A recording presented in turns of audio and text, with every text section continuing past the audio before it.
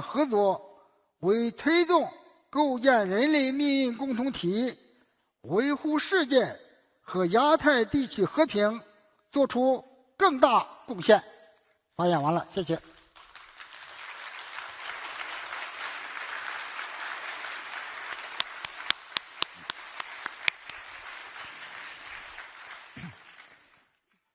Thank you, General Wei, for conveying the principles that officially guide China's global strategy and providing also a few thoughts on Taiwan, the South China Sea, and U.S.-China relations. I'm sure some of your general comments on Chinese principles that guide China's global strategy will also guide some of the questions here on how those principles are applied in practice.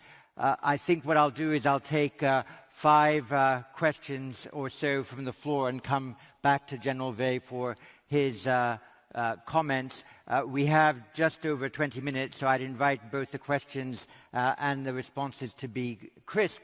My first person on the list is from France. Here she is, Valérie Niquet. Thank you. General Wei, you just said that China will not hesitate to use force to crush Taiwan independence. Can we conclude that if Taiwan does not formally declare independence, China will respect the status quo for how long it takes to reunify without trying to reunify by force? Thank you. And from Australia, Emma Connors. Oh, hello, I'm Emma Connors, journalist from the Australian Financial Review. Thank you very much for your speech. Last week, the Ministry of Defence said Australia faced serious consequences if it did not stop its military forces from taking provocative action in the South China Sea. What would those serious consequences be? Thank you. And from the Netherlands and the IISS, Mayan Owens. Thank you, John. General Wei, in October 2020, your government unveiled a new military modernization benchmark to be achieved by 2027. And there's been some disagreement as to whether this entails an accelerated goal to modernization. Can you please give greater clarity as to what this goal entails? Thank you. And from Japan, Hirokuya Akita. Thank you very much. My question about China and Russia's military cooperation. President Xi and President Putin signed a joint statement on February 4th and said that there wouldn't be any limitation for both countries' cooperation. So in this context, how China is supporting so-called Russian military operation in Ukraine? Or if it is not, will China provide some material support to Russian military?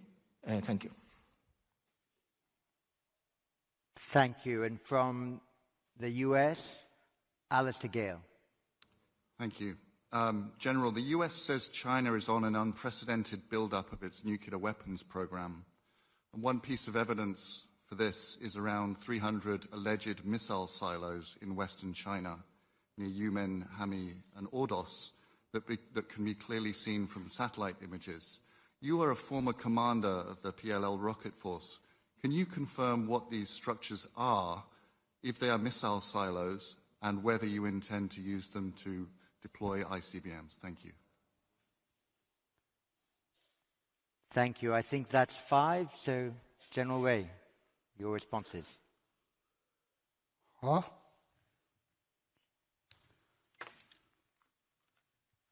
很高兴坐在这里能够有这么一个机会回答我们各位提出的相关问题。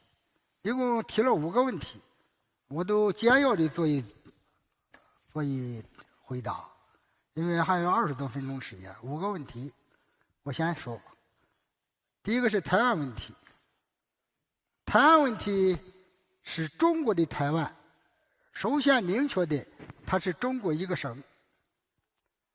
祖国统一问题，中国现在仍然在最大的愿望、最大的努力、最大的诚意，现在仍然在做最大的努力，实现祖国的和平统一。如果有人把台湾分裂出去，那中国保留其他的选项。这是刚才我在阐述台湾问题的。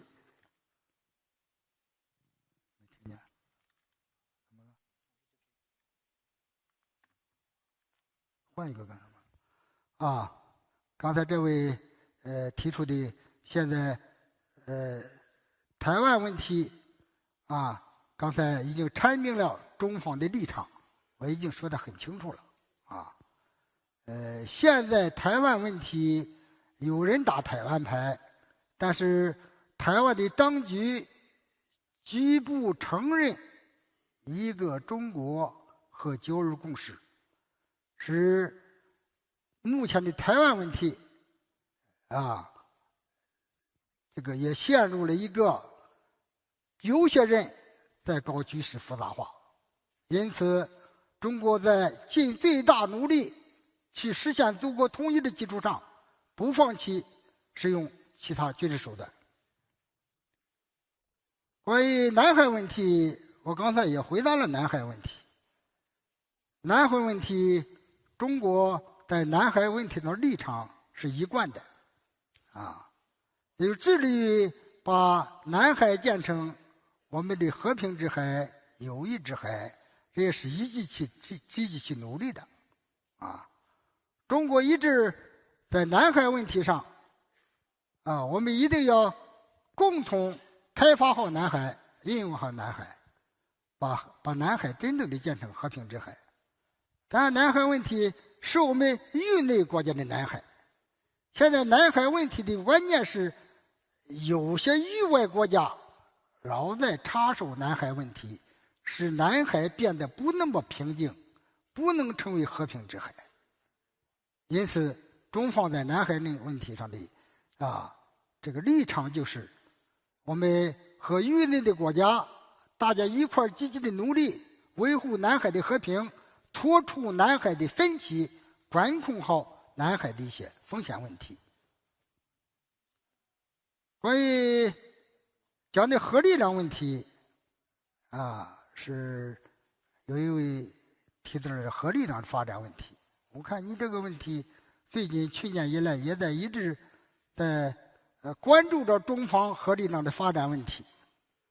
当然，这个问题我还是作为长期在这个部队工作过的一位老兵，我还是对这个方面的情况我还是很熟悉的啊。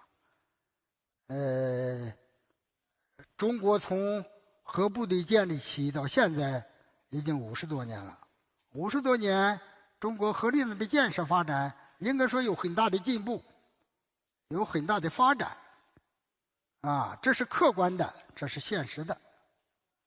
你刚才问到，中国发展核是干什么？发展了些什么？想问一个敏感的话题，让我给你透露一个这个敏感的话题啊！我也可以坦诚地告诉你，中国的核政策是一贯的，这就是自卫防御的核政策，不首先使用核武器。发展核武器的根本目的也是为了消灭核武器。同时，我们发展核武器的根本目的是保卫我们国家的和平，人民的和平劳动，使我们的国家免遭战争的劫难，特别是免遭核战争的劫难。这就是我们发展核武的目的。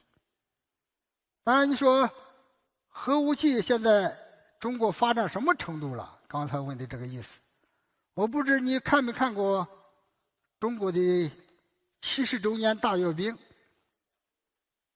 我也可以坦诚地告诉你，70周年阅兵的新的那些武器装备，中国军队都已装备了部队。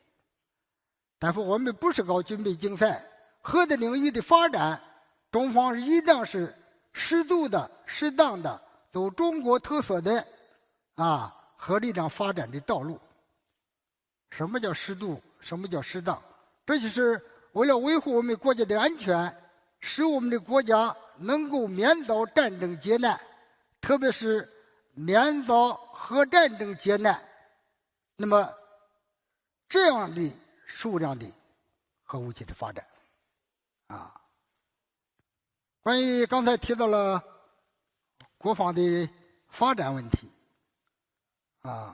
中国发展，在我们中国来讲，我们发展这个国防力量，都是为了国家安全、国家和平的需要。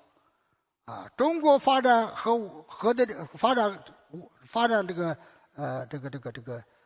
个军事力量，绝不是去威胁谁，绝不是去争霸世界。中国从来不是威胁，也没有威胁到谁。威胁别人的事儿，欺凌别人的事儿，中国不干。谁干？大家都很清楚。我们没有侵略过别人一寸土地，没有主动发起过一场战争。那说怎么信任军事力量的发展问题？中国走和平发展道路，不称霸，写入了中国人民共和国的宪法，也写入了中国共产党的党章。这就是中国走和平发展的道路，这就是为什么发展军事力量的目的。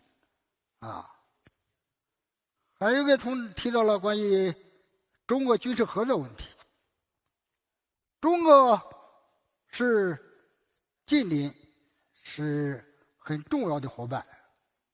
中国关系保持着一种正常的良好的发展，这是中俄的关系。但中俄的关系的发展，它是一种结伴不结盟，不针对第三方。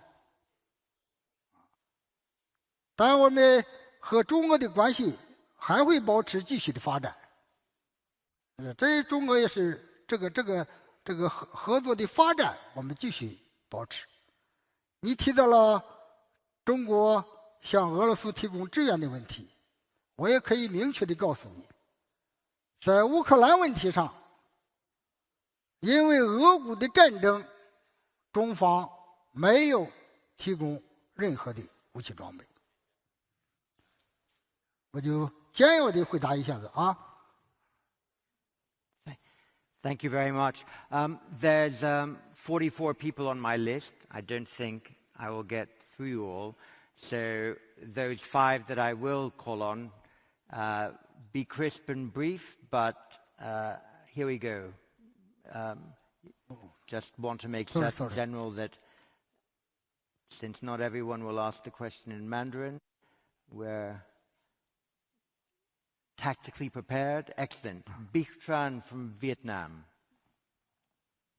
Thank you, Dr. Chipman, and thank you, General, for your remarks.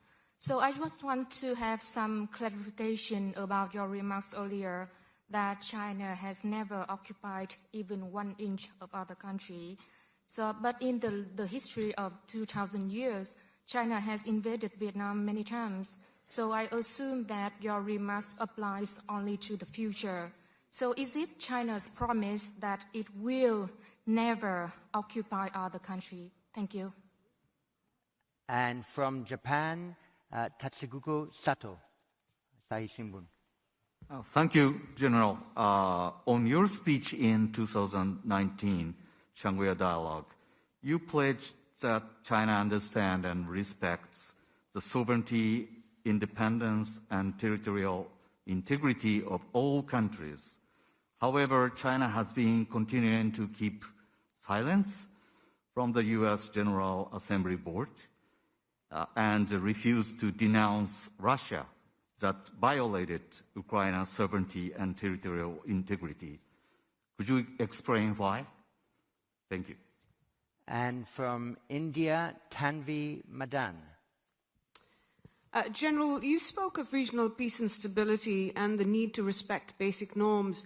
How would you explain the PLA 2 years ago, almost to the day, unilaterally moving to change the status quo at multiple points at the line of actual control with India, steps that led to a fatal military clash, the first in 45 years between the two countries, and steps that were in violation of agreements that Beijing and Delhi had carefully negotiated over 25 years.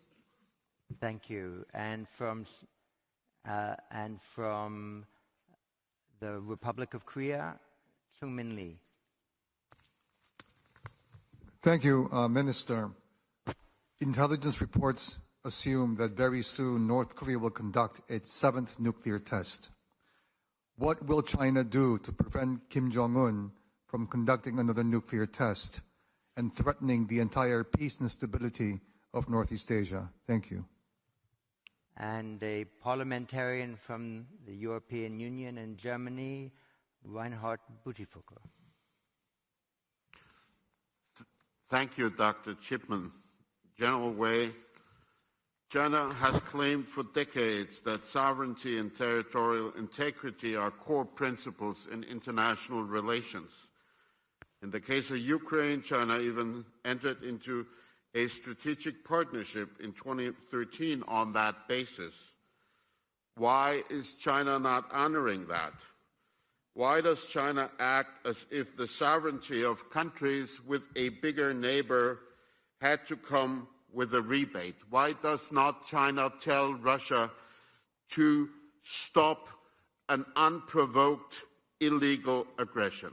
Thank you. And I can add a 6th, Dimitri Sevastopoulou from the UK. Oh, sorry.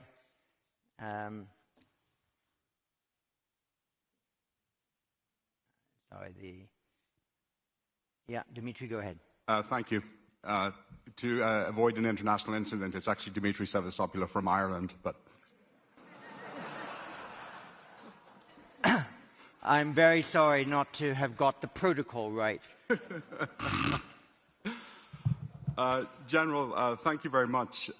You talked a lot about peaceful development and transparency and China not going to be an aggressor. But last year, on July 27th, you tested a historic test of a hypersonic weapon that fired a missile as it flew over the South China Sea near Taiwan. Can you explain what is the purpose of that weapon? Is it for a Taiwan conflict, or does it have broader applications? And why has China not admitted publicly that it actually conducted this test if it's so transparent about its military development? Thank you. Thank you. Well, I'll let General Wei note all those questions. Those are 6 plus 5, 11. So it's been a strong session.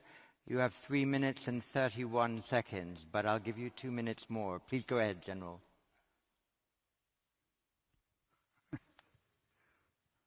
5分钟一个问题，1分钟让我回答一个问题，我恐怕你还是叫我的简单的回答了啊。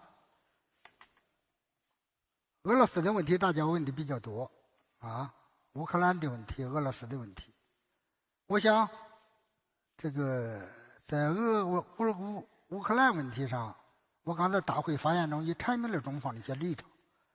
我想在这强调的是，咱们问一问，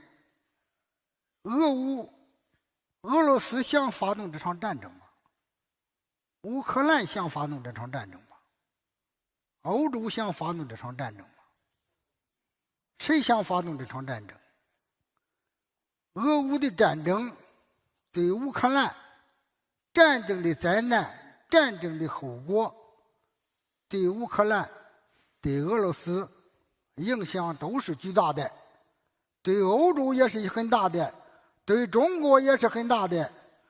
咱们在这里对新加坡也是很大的，能源的危机、粮食的危机。昨天新加坡驻华武官告诉我，汽油都涨价了，通货膨胀。对世界都在产生了影响，大家都不愿意看到这场战争。但为什么发生了这场战争？战争的根源到底起于谁？咱们发生了战争，怎么才能够尽快的劝和来止战？怎么才能够尽快的结束战争？这是我们应该去努力去做的，去积极去做的。靠一些提供给枪给炮靠极限施压，现在没有解决问题啊。乌克兰的问题仍在加剧，战火仍在蔓延，能解决问题吗？不能解决问题。中方的立场是一贯的，这就是尽快的劝和、促谈、止战，能尽快解决乌克兰问题，给环世界一个和平、一个安宁。关于中印改变中印的问题，刚才印度的一位提到了这个问题。中印是邻居，保持中印良好的关系，这是中国符合中印两国人民的利益，这也是我们积极去努力的。但是2年的因边境领土冲突问题发生了矛盾，这个是非曲直是非常清楚的。我是国防部长我亲历经历了那场试验的起因结果，包括在你印方我们抓捕的那么多人，那么多武器装备，都是在中方一侧抓捕的。这是说的好听一点的话。这个观点我给印度的国防部长都讲过，责任不在中方，但是中方一直在做边境局势的缓和工作。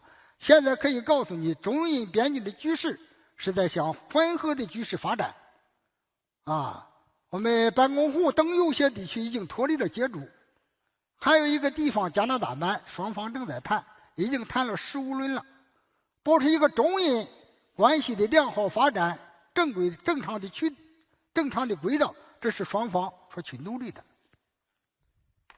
关于朝鲜半岛问题，刚才讲到了朝鲜半岛的局势问题。朝鲜半岛大家都关注，中国更关注。在我们家门口，朝鲜半岛的和平是中方最愿意看到的，最不希望的就是朝鲜半岛生战生乱。这个坚持无核不战协商解决问题是中国坚持的根本原则。现在问题的关键是我们各方的安全利益都应该得到关注，朝鲜半岛的安全问题得不到安全的保障，极限的施压问题，国内的一些民生问题得不到解决，所以说这个现在局势在不断的向不好的方向发展。我不知道大家了解不了解朝鲜的情况。我到朝鲜边境，从图们江到鸭绿江，朝鲜经济发展非常困难，老百姓过得不好生活和中国相比差了很多，和我们更好的国家当中差得更远，就是因为国际社会对他所有的极限施压，他的关切得不到一些解决，因此我们都应该关注到，还是要劝和促谈，还是要坐下来谈起来，各方的要拿出真心来，就真诚的来想解决半岛的问题。我昨天跟韩国的国防部长谈话当中，我也反复强调这个问题。半岛乱，首先这个不得安宁的、倒霉的是朝鲜，是南韩，是中国还有周边国家。关于这个武器的试验问题，超高音速试验，你刚才讲这个，我也知道现在炒作了。这个武器试验都在搞，这也没什么大惊小怪的。中国搞点武器试验，科学技术的发展，这不正常吗？中国军力发展了，那你们也搞，对不对？至于说针对到谁这些武器就是为保卫国家的和平需要的，为了维护我们国家的和平。随着时代的发展，武器的更新换代，这都在情理之中，这没有什么可以非议的，我认为那么1-2件新式武器，那中国走到今天呢，也是允许的。还提了一个问题，关于中越的问题我看你这个问题你应该我劝你好好的看看中越两国关系的历史历史的来龙去脉，中国和越南它到底是什么样的一个关系？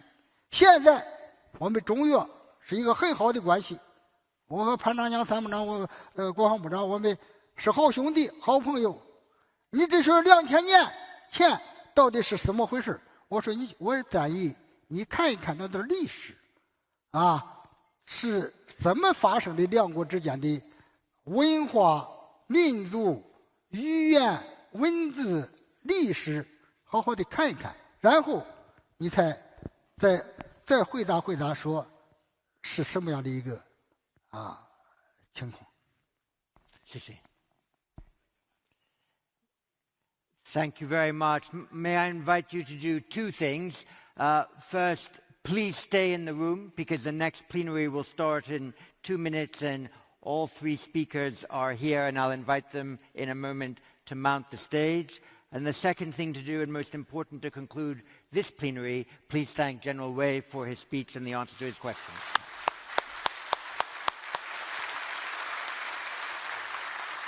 好，谢谢。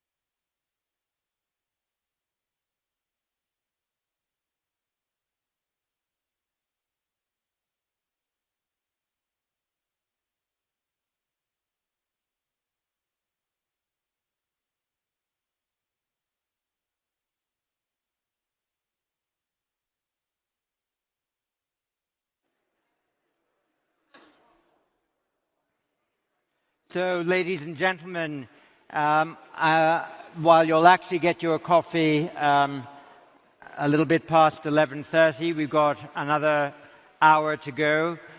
I'd invite you to take your seats.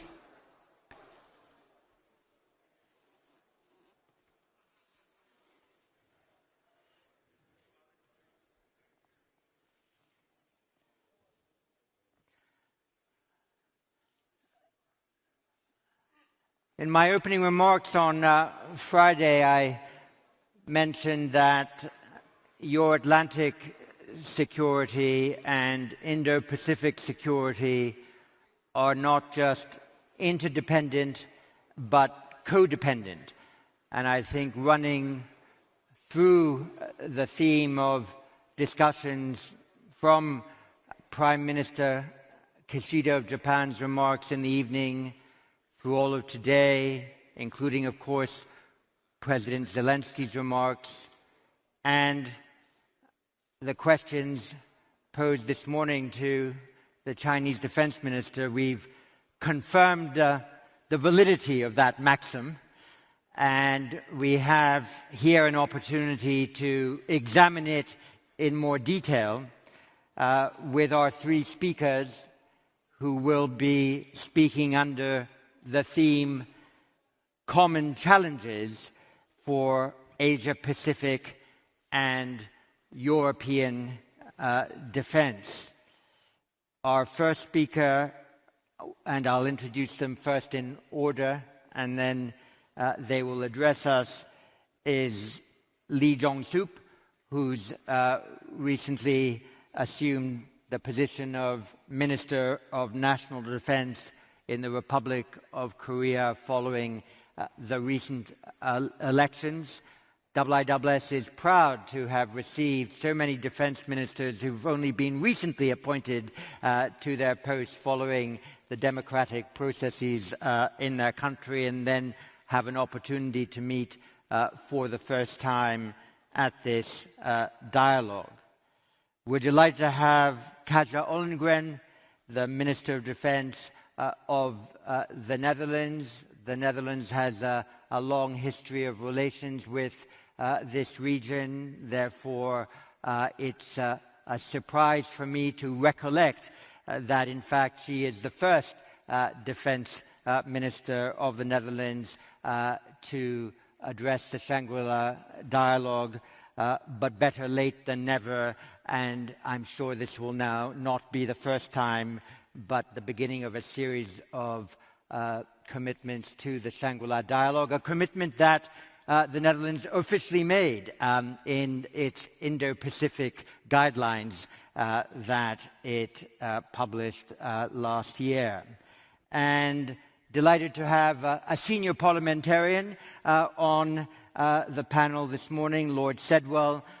He was the former Cabinet Secretary in the UK, National Security Advisor to Prime Minister Johnson, and in that role played a very major role in defining the UK's Indo-Pacific tilt, and also balancing out in looking at our national security strategy, how the UK security establishment could meet its commitments in a variety of theatres, the European, the Middle Eastern, the Indo-Pacific, and some enduring commitments it still has in some other parts of the world. So we have three excellent panelists to examine in detail this theme, and I'll invite first to the podium the Minister of National Defense of the Republic of Korea. Thank you, sir.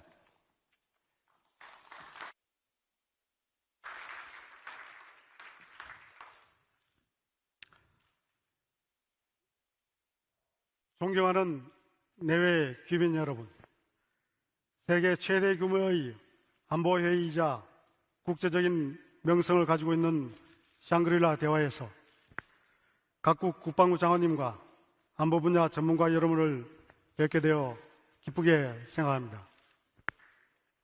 지난 2년간 코로나 팬데믹으로 인해 개최하지 못했던 회의를 재개하기 위해 많은 노력을 해주신 존 치맨 국제전략문제연구소 소장님과 연구소 관계관 여러분, 그리고 테오치안 싱가포르 부총리님께 특별히 감사의 말씀을 드립니다.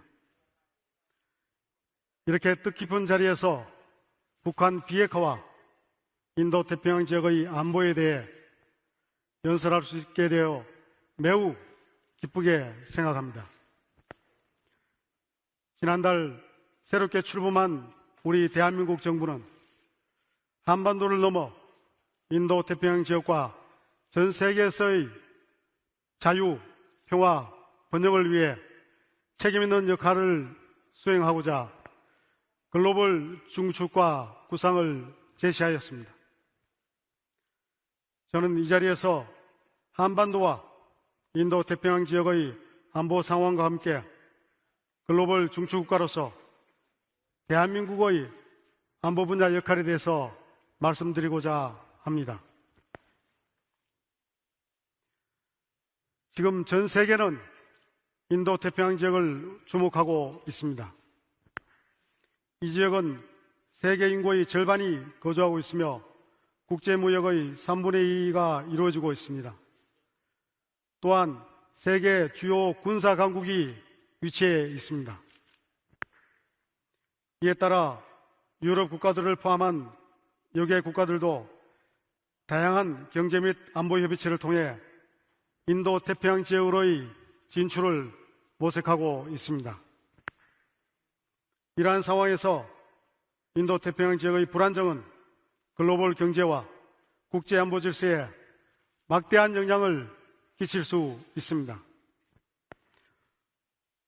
또한 대한민국의 정치, 경제, 문화적 위상과 한반도의 지정학적 특수성은 인도태평양 지역의 안정과 불가분의 관계를 맺고 있습니다.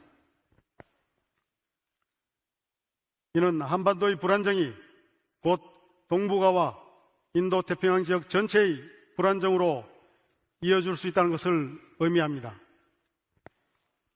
국제사회는 인도태평양 지역을 불안정하게 하는 주요 도전 요인 중 하나로 북한의 핵과 미사일 프로그램을 지목하고 이를 차단하기 위해 긴밀히 협조하고 있습니다. 한미동맹 또한 가용한 모든 노력과 자산을 활용하여 북한의 핵미사일 위협을 억제하기 위해 최선의 노력을 다하고 있습니다. 그러나 안타깝게도 북한은 우리가 기대하는 모습과 다른 행태를 보여주고 있습니다. 이제 북한의 핵미사일 위협은 단순한 위협 수준을 벗어나고 있습니다. 단거리 탄도미사일로부터 대륙간 탄도미사일까지 계속되고 있는 북한의 미사일 도발은 질적, 양적으로 고도화되고 있으며 7차 핵실험까지 준비하고 있는 상황입니다. 이는 한반도와 인도태평양 지역뿐만 아니라 국제사회의 평화와 안정을 위협하는 중대한 도전입니다. 북한의 핵미사일 도발은 국제사회가 합의한 유엔 남부리 결의의 명백한 위반이자 남북한과 북미 정상 간의 기존 합의를 깨뜨린 것입니다. 북한의 도발이 지속된다면 동북아와 인도태평양 지역의 안보는 더욱더 불안정해질 것이며 이는 인도태평양 지역의 안정에도 부정적으로 영향을 미치게 될 것입니다. 한편 우리 정부는 북한 비핵화를 통한 한반도 평화 구축 목표를 결코 포기하지 않을 것입니다. 완전하고 검증 가능한 북한 비핵화 목표와 한반도에서 지속 가능한 평화 체제를 구축한다는 그 목표는 확고하게 유지될 것입니다. 이를 위해 국제사회와 함께 명확한 상응 조치를 제시하면서 북한 비핵화를 추진해 나갈 것입니다. 그리고 이 과정에서 윤석열 대통령께서 천명하신 대로 북한이 실질적인 비핵화에 나선다면 우리 정부는 북한 경제와 주민들의 삶의 질을 획기적으로 개선할 수 있는 담대한 계획을 추진해 나갈 것입니다. 그러나 이 모든 계획이 현실화되기 위해서는 강력한 힘이 뒷받침되어야 합니다. 이를 위해 우리 정부는 북한의 핵미사일 위협 억제를 위한 미국의 확장 억제 실행력을 강화하고 한국군의 대응 능력을 증강시켜 나갈 것입니다. 아울러 북한의 핵미사일 대응을 위해 한미일 3국 간 안보 협력도 강화하고자 합니다.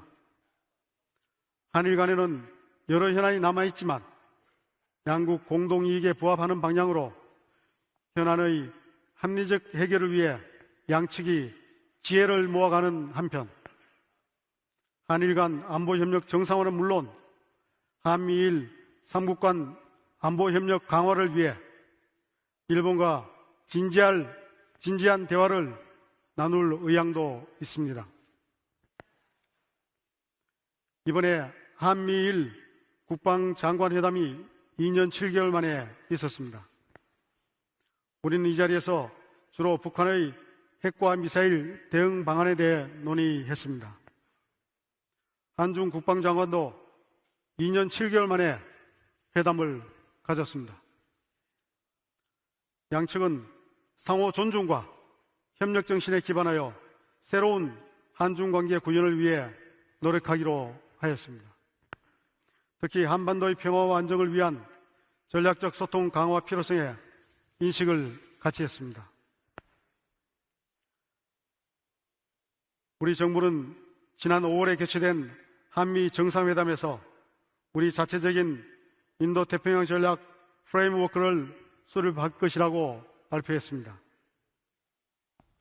이제 대한민국은 한반도와 동북아 중심의 외교를 넘어 글로벌 중추국가로서 필요한 역할을 수행할 것을 밝힌 것입니다.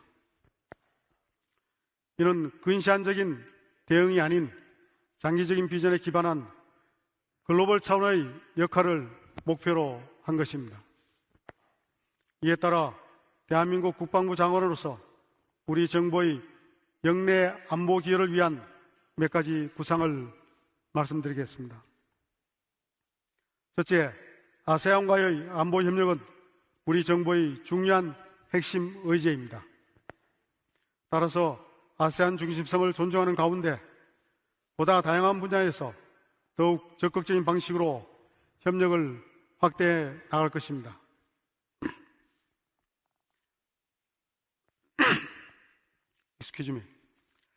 아세안 확대 국방부 장관 회담과 아세안 지역 안보 포럼 그리고 샹그릴라 대화 등 다자 협의체에 대한 우리 정부의 참여가 실질적인 기여로 이어질 수 있도록 노력해 나갈 것입니다.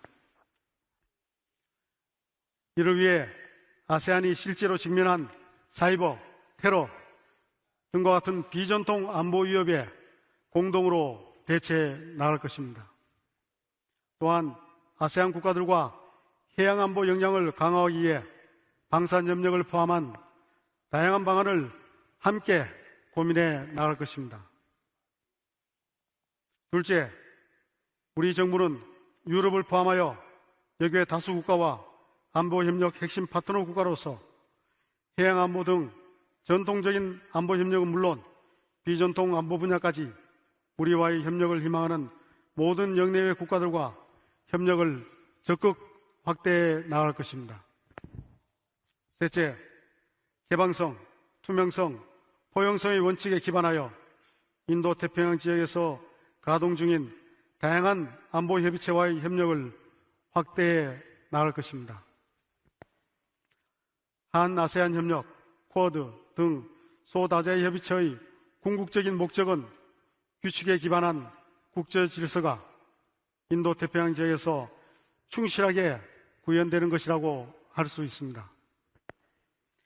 특정국을 배제하기보다는 최대 다수의 국가가 최대의 안보 혜택을 누릴 수 있도록 글로벌 중추국가로서 대한민국이 건설적인 역할을 해나가고자 합니다.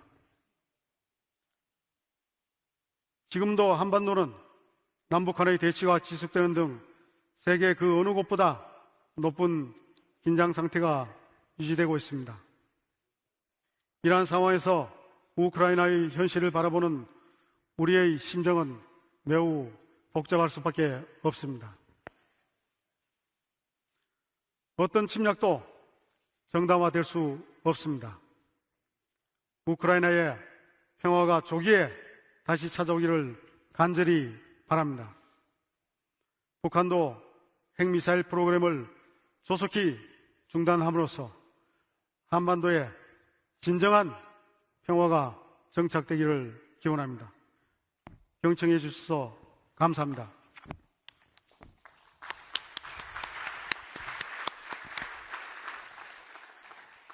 Minister, thank you very much for giving us a sense of the new government's approach to the challenge of DPRK's nuclear weapons program, and I'm sure there will be questions from the audience as to what diplomacy and in what format should be conducted to contain and then ultimately diminish and entirely disarm DPRK's nuclear weapons program, which does indeed have impact throughout the world, not just in the Korean Peninsula or in this region. With that, could I invite the Minister of the Netherlands to address this plenary of the Shangri-La Dialogue? Thank you very much.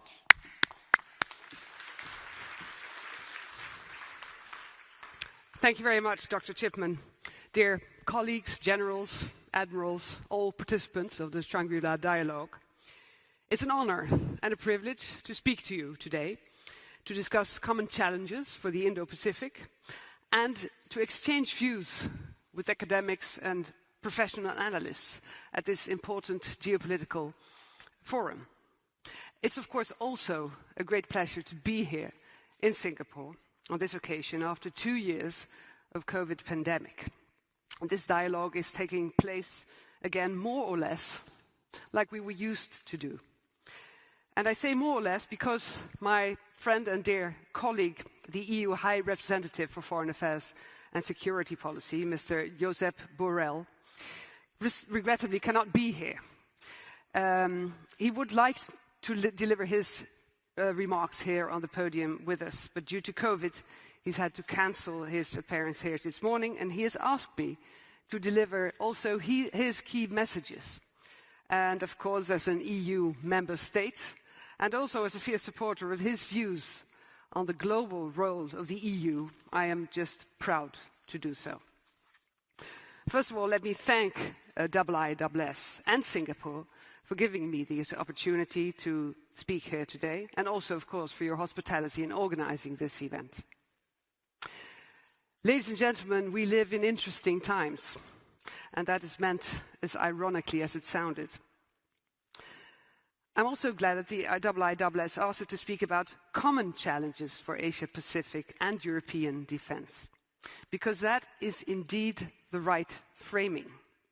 Europe and Asia have a shared stake in each other's security. Putin's territorial war shows how our continents are connected. Russia's invasion of Ukraine is a global challenge with global ramifications. And these ramifications bring global responsibilities. Neutrality is not possible. Furthermore, Europe is drawing lessons from the war against Ukraine. This makes European countries and the EU better partners for Asia too. And let me start with condemning this illegal and unprovoked invasion of Ukraine by a UN Security Council member. This invasion has changed the global security situation fundamentally. There is no far away. A war in one part of the world affects people across the globe. The war in Ukraine has already affected all of us, also people far beyond the European continent. from scarce energy supplies and rising prices to bare shelves in our supermarkets.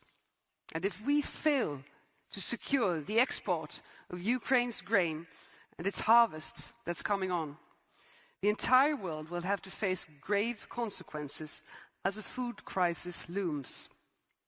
The whole world risks stagflation, global security, and the global economy are at risk. And all because of Putin's war, the demolition of Ukraine's critical infrastructure, including grain silos, the blockade of Odessa. It's all due to the war, not to our sanctions. So what's at stake? The same rules for all, based on international law within the UN Charter at its core. It makes states secure, people free, and companies willing to invest. In short, our rule-based way of life, that's what's at stake. And we must protect it together.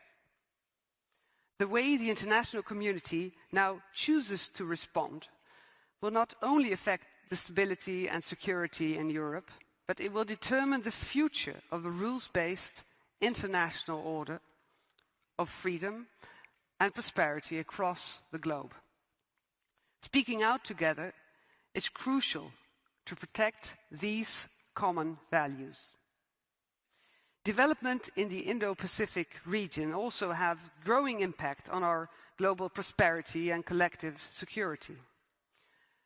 As the oceans are the arteries of the global economy, the Indo-Pacific region is crucial in this regard. The seas need to be freely accessible to all, and that requires action by all of us collectively to uphold rule-based international order. We have begun to look beyond our own region, and we're ready to face the reality that regional threat landscapes are increasingly connected across borders, across continents. A paradigm shift has taken place towards recognizing global threats using a 360 degrees approach. Threats countries in Asia have been facing more consciously. Your experience can thus provide us with valuable lessons, also in Europe, because we are indeed drawing lessons. Putin has brought us together as never before. European countries have stepped up their game to provide security against present and future threats. And his actions have woken up the EU to its geopolitical role and the importance of defense cooperation. The EU has adopted the Strategic Compass as our operational guide to develop the EU into a stronger and more capable security provider. European nations are increasing their defense budgets. All this will make European armed forces stronger, but it will also make us better partners for security cooperation with Asia.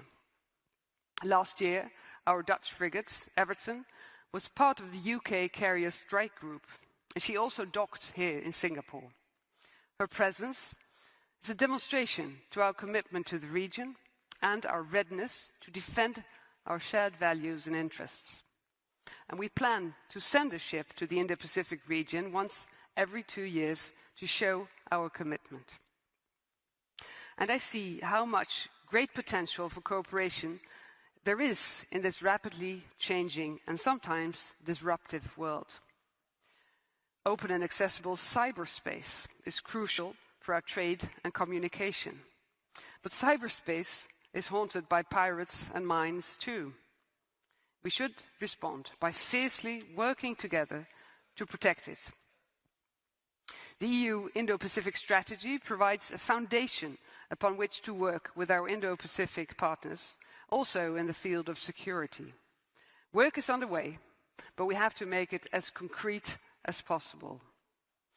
In a world where not everyone plays by the same rules, countries from Europe and throughout the Indo-Pacific need each other and should work together to uphold a world based on agreed rules and international laws, not might make right. In closing, as I said, we're living in interesting times, less ironically perhaps this time. Power structures are shifting and power bases are broadening. Our efforts to protect our common values and to promote stability and security are more effective when done together. And I say this also on behalf of my colleague Josep Borrell and on behalf of the European Union. In the face of the current armed aggression, neutrality is not an option. No one wishes to see similar aggression beyond Europe in the Indo-Pacific. Thank you for your attention.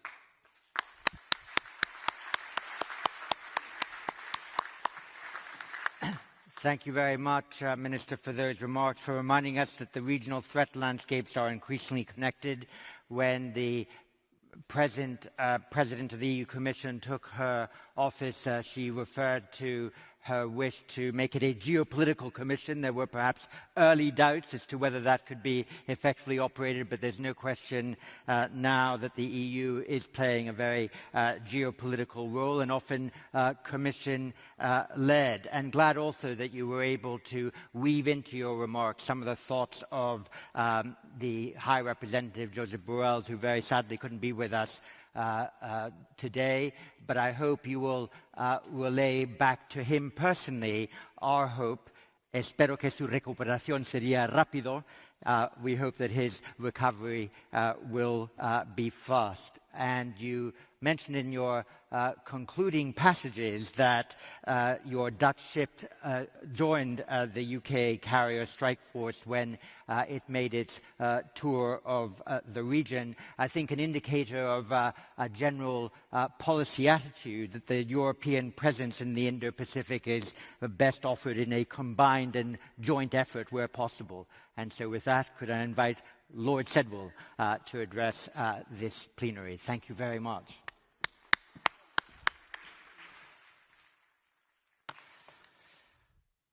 John, colleagues, good morning, and thank you very much for inviting me to join you and address you this morning. Can I also, as a British parliamentarian, extend my thanks also to the government and people of Singapore for a warm and generous welcome as we've returned to the IISS Shangri-La Dialogue in person this year, the first of its kind for a couple of years, as we've heard. It's very good to be here. Thank you. When I first became National Security Advisor, in my first year in that job, I visited Beijing more often than I visited Washington, and I visited Japan, the Republic of Korea, Singapore, India, Australia, and New Zealand more than I visited some European nations.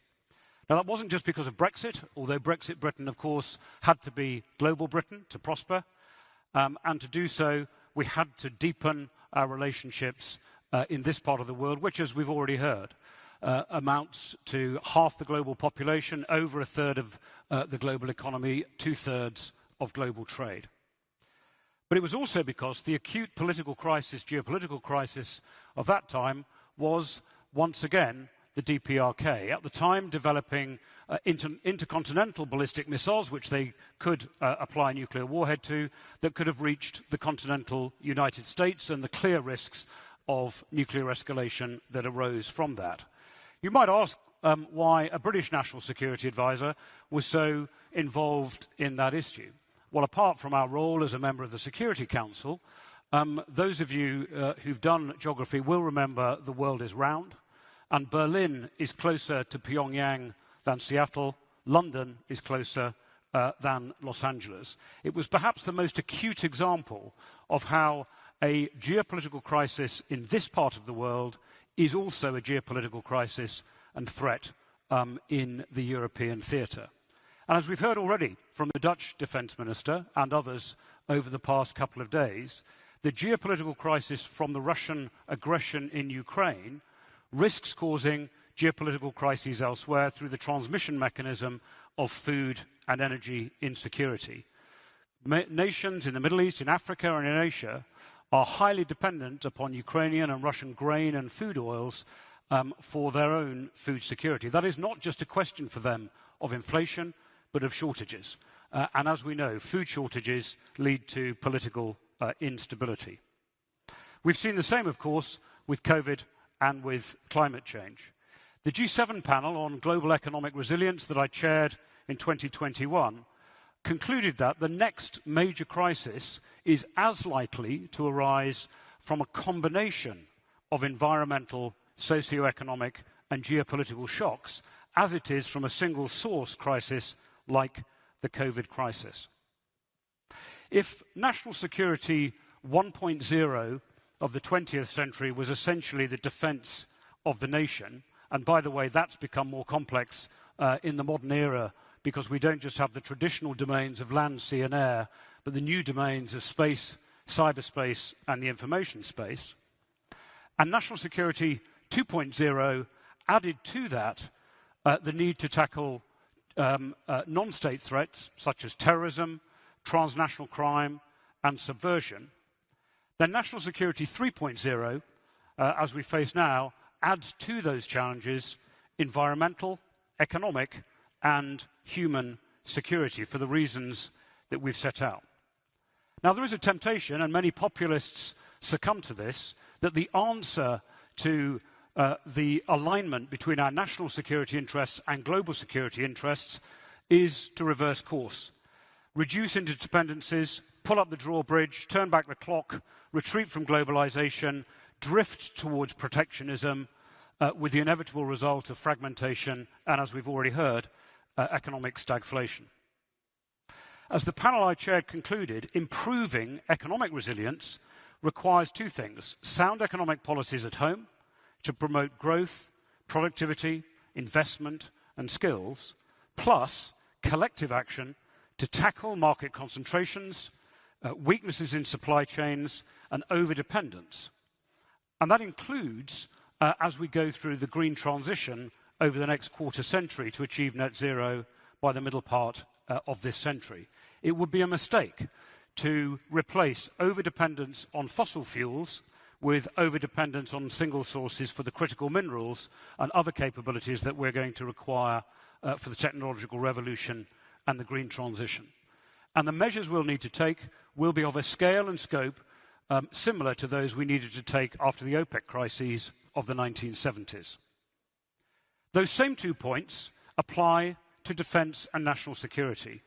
We need to strengthen our national capabilities and act collectively and effectively together. We've heard a lot, including from the American Defense Secretary yesterday, about partnership. But partnership must mean partnership. That means sharing the burden, not simply sheltering under the capabilities of others. I was involved in producing the UK's National Security Capability Review of 2017, and although it came out after my time at the beginning of the Integrated Review of 2021. And the headline of that, as we've heard, was a tilt to the Indo-Pacific. But underlying that tilt were some quite important new concepts. The fusion doctrine, whereby a country like the UK applies our defence, diplomatic, development and economic capabilities, national capabilities, to our defence, diplomatic, economic goals and aims and interests. And the allied by design concept, which we saw vividly with the deployment of CSG, the Carrier Strike Group, in 2021, that for a nation, still the fifth largest defence budget in the world, but a nation that is always going to operate with allies, we need to design that concept in from the start. And we saw that with the deployment of the Carrier Strike Group, as we've heard, with Dutch, Japanese, Australian, American, and other forces deployed as part of it. The G7 panel also concluded that in order to facilitate a collective approach, we needed to show real solidarity among allies and partners. And that means more self-discipline. Not using national security measures in our domestic trade and investment legislation against allies. Operating more collectively and effectively in the global institutions, including the global institutions that govern the world economy. And acting together against economic crises or economic coercion. Some nations that have faced that have felt pretty lonely over the past few years. There are important dividing lines, but the important dividing line is not between authoritarian and democratic states, vital though those distinctions are. We're only going to form genuinely deep alliances and partnerships with countries that share our values. But we can do business and find common cause with countries with very different political systems.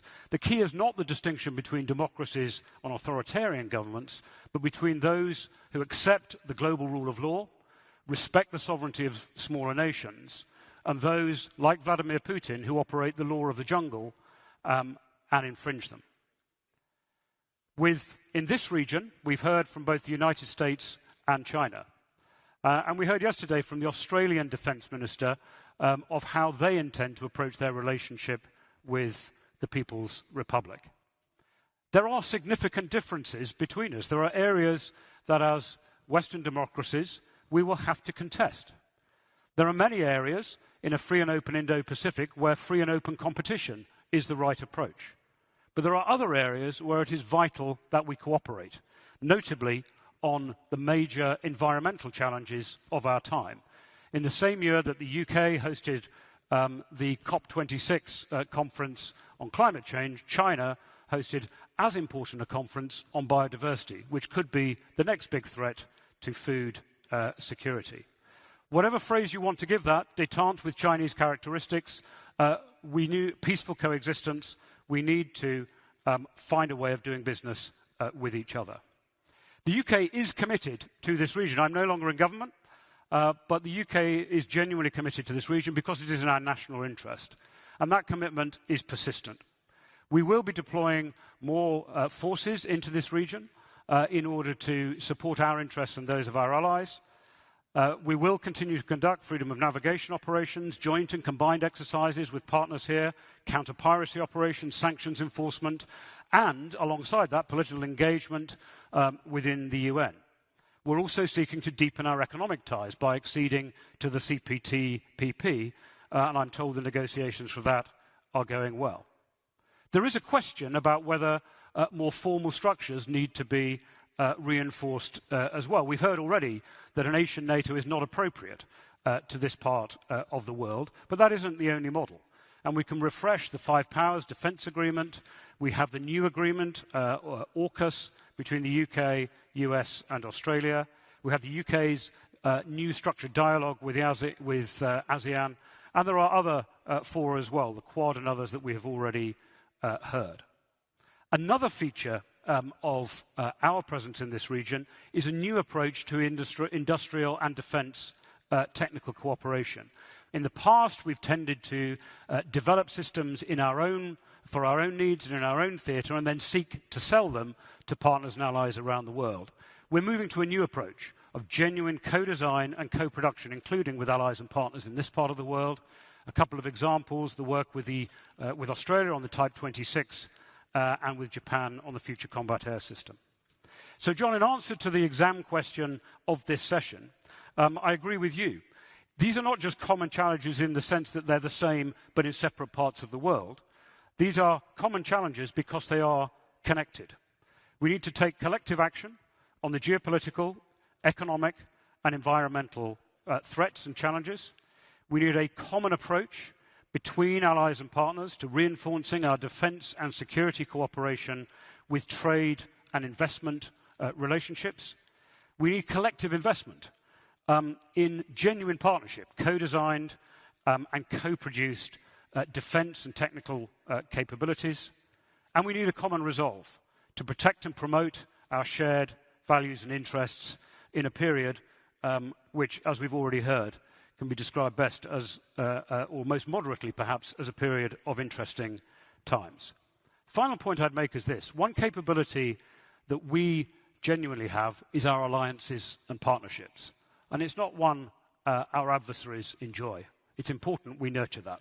Thank you very much.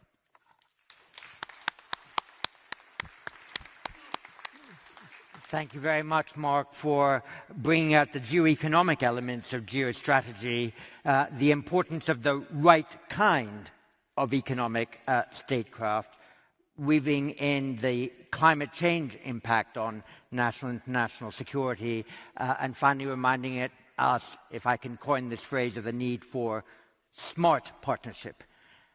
With that, let's turn to some questions and comments from the floor. I have a dozen or so. I will ask 6 or 7 of them to start and then perhaps come back to the panel. Could I begin with Bastian Giegowitz from Germany and the IISS. Bastian. John, thank you very much. My question is for the two speakers from the NATO nations. In 2.5 weeks or so, NATO will adopt, presumably, a new strategic concept. What can it credibly say about the Indo-Pacific in the context of Russia's war of aggression in Europe and the persistent threat that Russia poses to European and Euro-Atlantic security? Thank you. Thanks very much. And from Malaysia, Chu Ping Hu. Thank you, Dr. Chairman. So I would like to ask about the Smart Power Partnership to Minister of Defense Lee Jong-suk. I'm glad to hear that there is going to be a defense cooperation with ASEAN member states. So you mentioned about more domains to be included. Would you consider peace process on the Korean Peninsula to be part of this expanding security cooperation domain? And to Lord Sedwill, would the UK's Indo-Pacific tilt be a form of converged interest with South Korea's Indo-Pacific tilt as well? Thank you. Thank you very much. And from India, Krishnan Nair. Many East Asian leaders often express the view, not in public but in Chatham House settings, that the ongoing competition and rivalry between the United States and China in the Asian theater give them more flexibility, wiggle room, and choices. This is a luxury which countries in this region did not have during the old Cold War Soviet years. For them at that time, Moscow was definitely the other side. Would the panel factor in this situation among the common challenges for Asia Pacific in the context of European defense interests? Thank you very much. And from the Republic of Korea, Wong Gi-cho. Thank you. I would like to ask a question to Korean Defense Minister, Mr. Lee. As you mentioned, President Yoon announced at the summit meeting with Joe Biden last month that he will formulate Korea's new Indo-Pacific strategy, and you emphasized that Korean government will increase security engagement in the Indo-Pacific, which has been a missing link in Korea's regional policy in the past. So my question is to you, what would be the major security components of Korea's new Indo-Pacific strategy, especially with regard to regional security issues such as South China Sea? Thank you. Thank you very much. And from Australia, Natasha Kassam. Thank you very much, Dr. Chipman, and thanks to all the panelists today. My question is for Minister Lee. We've heard in great detail over the past day and a half the views of the Chinese, American, and Japanese ministers about Taiwan. I'd like to ask you about how Korea sees Taiwan's security and what role Taiwan will play in Korea's new Indo-Pacific strategy. Thank you. Thank you very much. And from Germany, but also the IISS, the Executive Director of our office in Berlin, Germany, Ben Schreier. Thank you. Thank you, John. My question goes to Minister Ollongren. Minister, thank you very much for your speech. Can I please ask for your thoughts on General Wei's address this morning? It seems that China's position on Ukraine, Russia, South China Sea, but also Taiwan does fundamentally not align with European and EU positions. Does the EU and European powers need to further reassess their responses to China's challenge? Thank you. And from China, Xi Zhang. Thank you, Dr. Chapman. My question is for Mr. Lee, Defense Minister of South Korea. In the past 4 decades, Asia is the most peaceful region in the world, while the tension between NATO and Russia caused chaos and conflicts in Europe. Nowadays, NATO is stepping into Asia.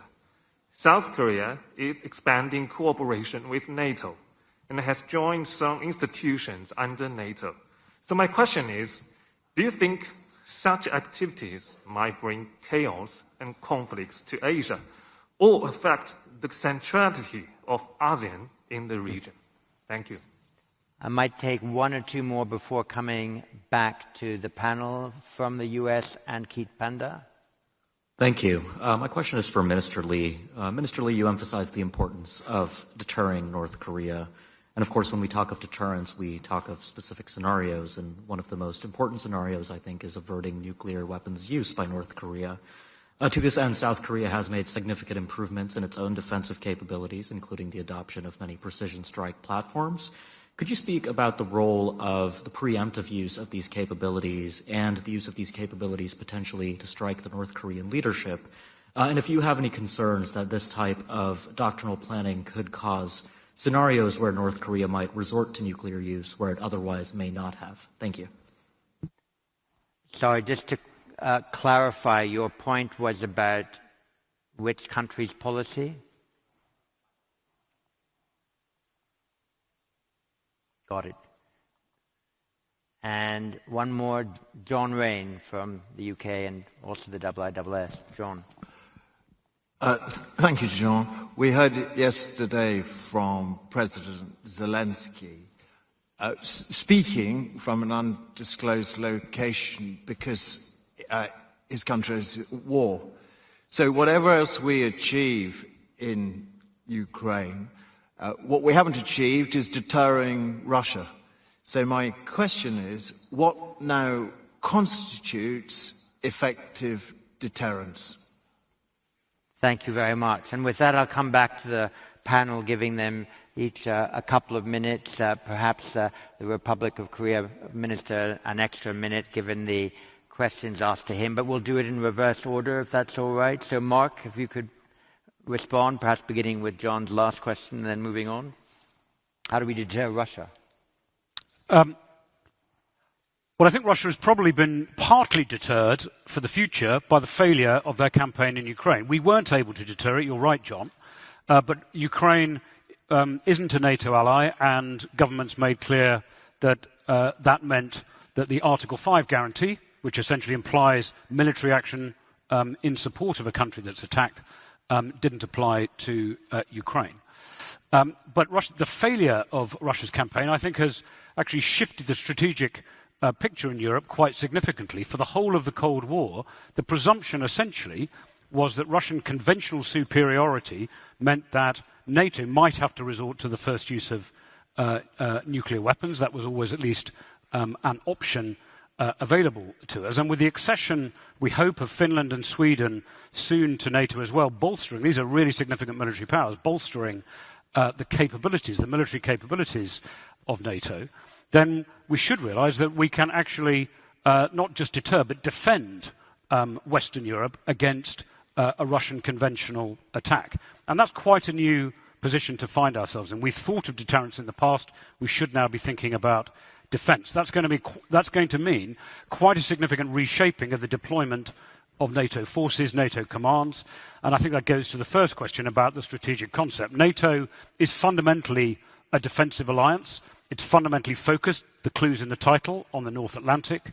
But NATO nations and the EU, as we've already heard, have strategic interests in the rest of the world. And NATO should be working with other partners elsewhere to promote global security, including developing capabilities, exercising together, conducting counter-piracy operations, and so on. But fundamentally, NATO remains a defensive alliance focused on the North Atlantic theatre, rather than a vehicle for its members to extend their influence elsewhere. And that distinction, I think, is quite important. Minister? To add to what Marcy said, because I agree, I think that the first response after the invasion was, of course, it was unity. In very many ways, NATO unity, European unity, European Union unity, and also in the UN. So condemning the invasion, condemning the aggression, the unprovoked and illegal war. And this unity is important, but that was a starting point, I think. And the other thing is NATO, if I can talk a little bit about NATO also, not only about the EU, immediately strengthened its posture on the eastern flank. Really immediately, only hours after the invasions. The fighter jets were up on the eastern flank. And that strengthening has been continued afterwards. And of course, that's what I wanted to say about the strategic concept.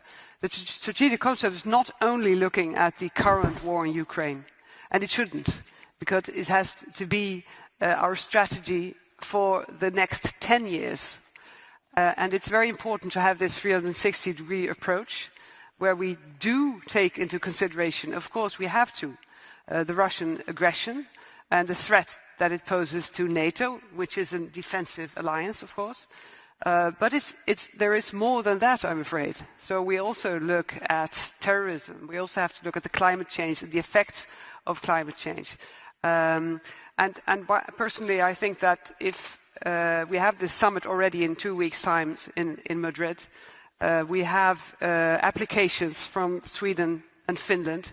We have a completely different security situation for Europe, so it will be top of mind, but the strategic concept has to do more than that, and that is why the strategic concept will also take into consideration the Indo-Pacific, and that is why I stressed so much in my introduction just now how important this connection is to the countries in NATO. We have to have this global outlook, and we have to take into consideration all threats, also specifically here in the Indo-Pacific region.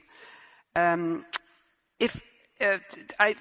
think if you talk about China and what we heard this morning, I think the of utmost importance is to have the dialogue, and that was why having the presentation this morning, but also having in another room a dialogue going on between China and the United States, being able to have these discussions, this exchange of views, trying to understand one another, is of course of utmost importance.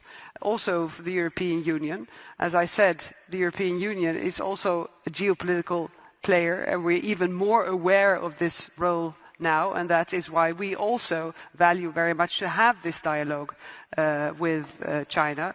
I was glad that the General was also clear on the war in Ukraine and condemning it. So the third thing I'd like to add is that if we talk about Cold War, and it was mentioned just now also in one of the questions, there is one big difference between the Cold War as we knew it at the time and the situation that is developing now. And I see all the threats, and we might have more of a regionalization of the world, being very much aware that we don't turn into protectionism, because that's going to cost us all, I think. But there is going to be some kind of more work towards regions, as we're seeing right now. But we do live in a globalized world. And that is why I mentioned the export of the grain from Ukraine, because it's not only about Ukraine. It's about how Ukraine and the war in Ukraine affects all of us, affects also the poorest countries in Africa, affects countries in this part of the world. Because if one harvest is lost, it will take years for us to recover from that. Thank you very much. Just before I pass to the Minister of Defense, a reminder that he will speak in Korean, so to prepare yourselves for that. One point about deterrence, the IISS, when it was established, worked hard in the 1960s and 1970s to establish many of the principles of deterrence that then became part of the conventional strategic wisdom. And I think deterrence now probably needs to be reimagined given the diversity of threats and the instruments by which those threats are implemented. One comment on Putin that might be relevant in this context.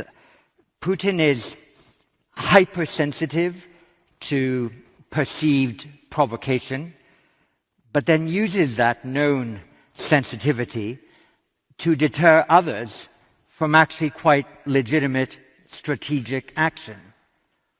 But he's also hyper-responsive to perceived license, which means that if other powers say mainly what they won't do, that enlarges his maneuver space, which he then quickly exploits. So when one is trying to maintain an exercise of deterrence, it's important to continue to underline more the things that you might do rather than the things that you definitely won't. If that principal lesson of deterrence isn't continually learned, then of course deterrence will fail. Minister of Defense. Thank you.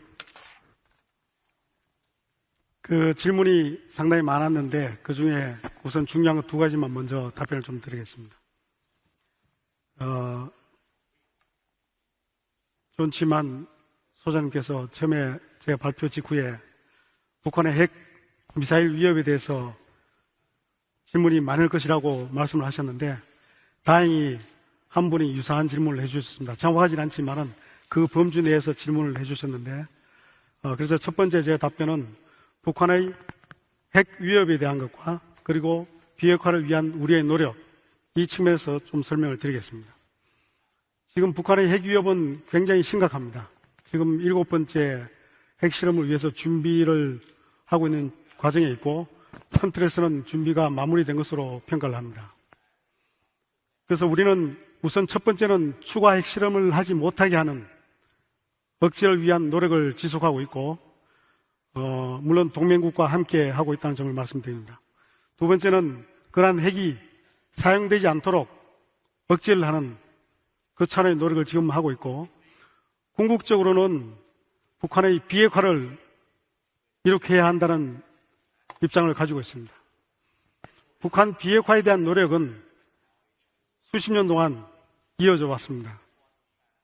유엔 중심으로 하는 국제사회로부터 그 다음에 남북한을 포함한 6개 국가의 육자회담을 통해서 또는 미국 중심으로 북미 정상회담을 통해서 많은 노력을 해왔었습니다.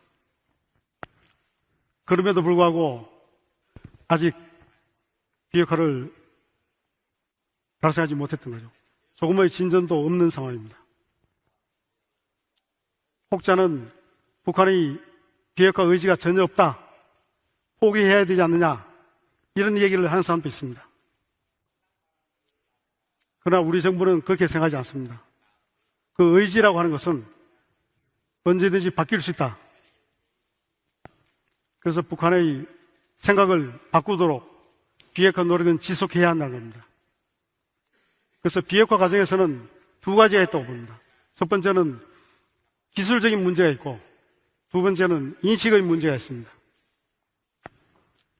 인식의 문제의 핵심은 북한이 핵을 가지고 있는 것보다 핵을 가지고 있음으로써 발생하는 여러 가지 종류의 비용보다 비핵화를 함으로써 북한이 얻을 수 있는 그 비용이 훨씬 더 크다라는 인식을 갖도록 우리가 만들어야 된다는 거예요.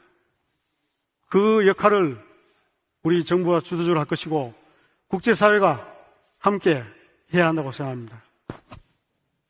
그래서 우리 새로운 윤석열 정부가 내세운 것은 북한 비핵화를 위해서 노력할 것이고 그렇게 됐을 때 담대한 계획을 가지고 있다고 이야기했습니다. 그것은 북한이 정말 남북 간의 갈등과 긴장을 해소하고 신뢰를 구축한 이후에 평화로운 여건을 만들고 비핵화를 달성한다면 거기에 상응하는 우리 정부 주도 또는 국제사회의 도움을 받아서 북한이 정말 번영하는 그런 나라로 만들 수 있도록 하겠다는 그런 의지의 표명입니다. 그래서 앞으로 우리 대한민국 정부가 적극 노력하겠지만은 국제사회도 함께 해줄 것을 당부를 드립니다.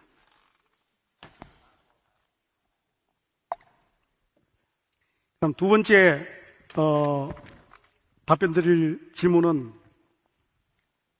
우리 새 정부의 인도태평양 전략 구상에 대한 질문인데, 그것은 결국은 이 인도태평양 지역에서의 안정, 평화, 그리고 공동의 번영을 위해서, 그리고 규칙에 기반한 그런 국제사회가 이루어지도록 하고, 또 항해와 비행의 자유, 이런 것들이 달성돼야 된다는 그런 목표를 가지고 우리 정부가 지금 구상 중에 있습니다. 자세한 내용에 대해서는 아직 설명드릴 단계가 아니고 구상하고 있기 때문에 나중에 확인을 해드릴 수 있을 것 같습니다. 예, 우선 두 가지에 대한 답변을 드렸습니다. 예. Thank you very much. I think there was a question on Taiwan. Yeah, I couldn't hear that question very well. Could you repeat again? That might be technically difficult, but we'll come back to it maybe in the second round. First, we'll have 4 or 5 other questions and then return for the panel's concluding remarks before it ends. From Lebanon, Rim Momtaz. Rim. Thank you, John. My question is to the Dutch Minister Ollongren, but also Lord Sedwell.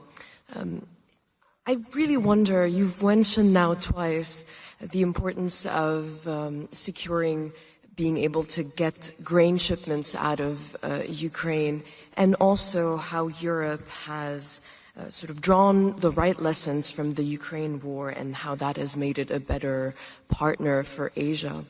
But how does European countries' failure to secure those grain shipments affect European countries' ability to provide effective security guarantees and reinsurances in Asia for countries, for example, that are facing similar threats down the line? Thank you.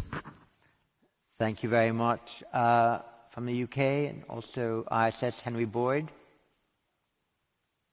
Thank you, John. My question is also to Minister Ollongren and Lord Sedwell. Do you believe that European publics are now Just speak a bit closer to the microphone. Thank you. My apologies. Do you believe that European publics are now sufficiently aware of the global salience of Indo-Pacific security issues, or does more work need to be done in this area? Thank you. And from Japan and ISS, Mariko Togashi. Thank you, Dr. Chipman. I have a question for Minister Lee. You've mentioned the importance of the U.S.-Japan ROK trilateral relationship, but while the Japan ROK relations have significant common interests, there have been setbacks from historical and territorial issues.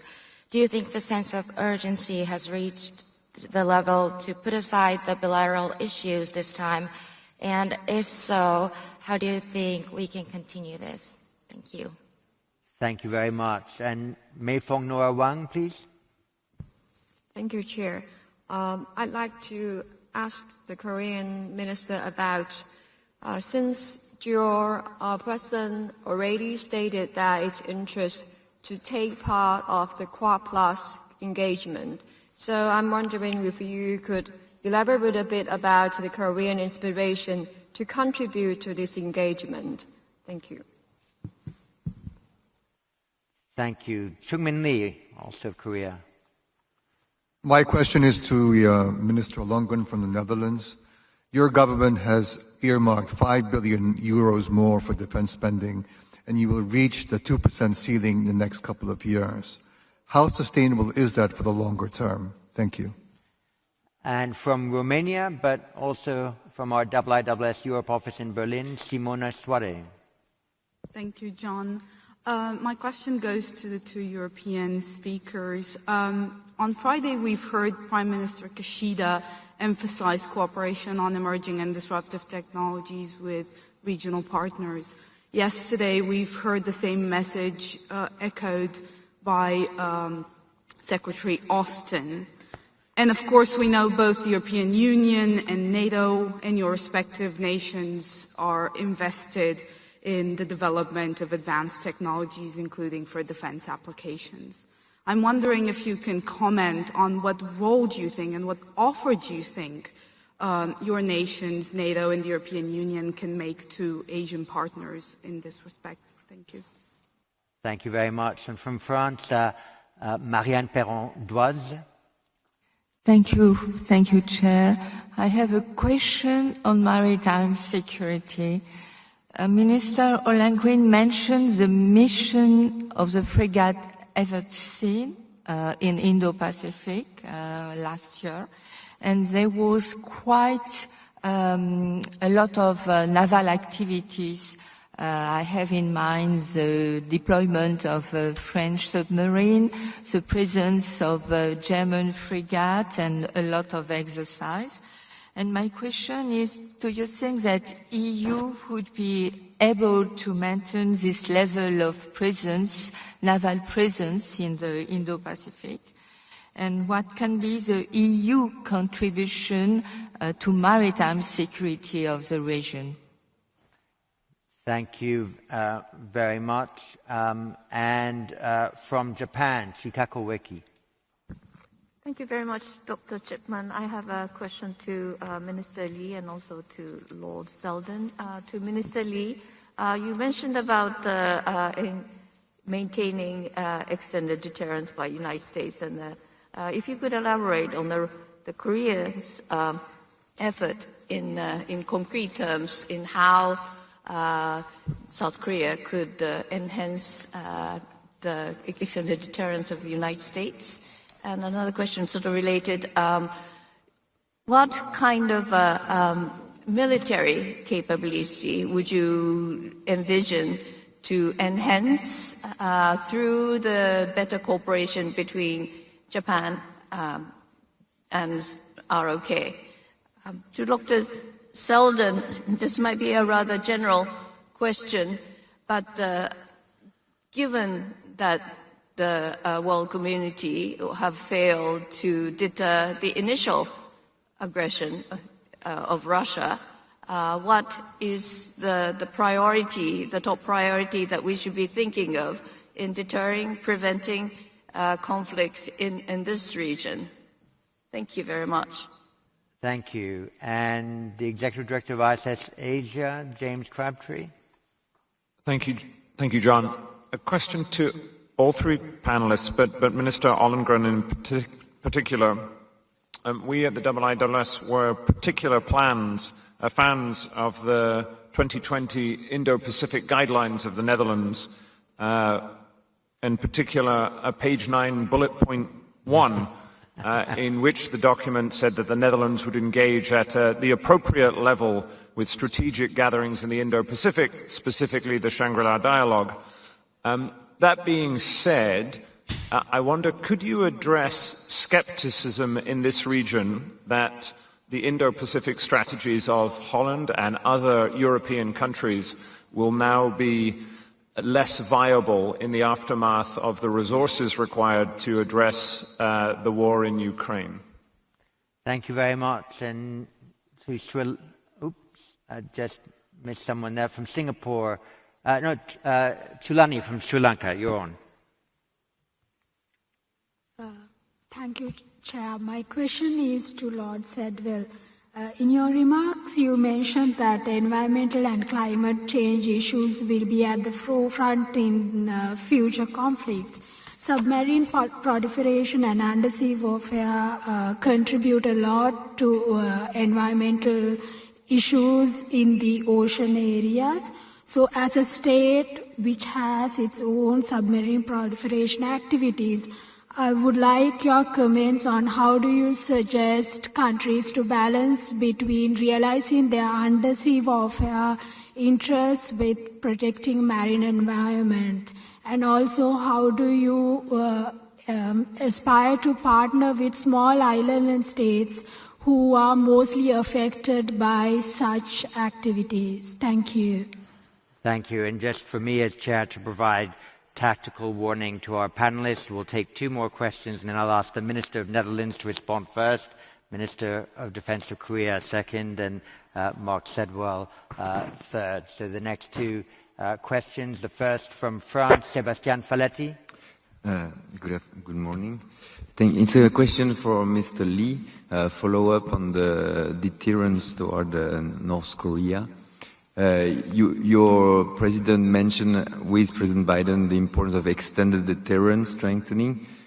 In the future, would that entail the possibility of returning some U.S. nuclear asset on the Korean Peninsula, or will you rule this out completely?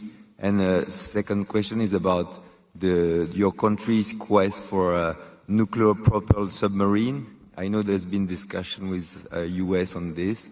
Are you confident that you could get some progress on this with the current administration? Thank you. And finally, Antoine Lévesque. Thank you, John. My question is to Lord Sedwell. I want to ask about the India-UK relationship. It's a relationship which has come quite a way forward in the last year or so, and there is now an established security pillar to that relationship.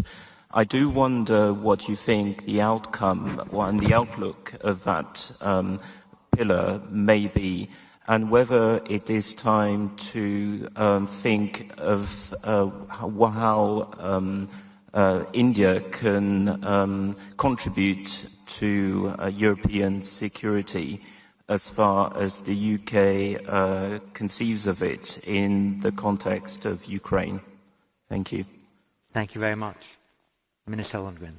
Thank you very much. Well, let me start by answering the last question that was addressed to me by your colleague about the Dutch Indo-Pacific strategy and the fact that we're actually living up to it because, as mentioned in the strategy, we meant to be here at the appropriate level. Well, I hope that you find that this is the appropriate level.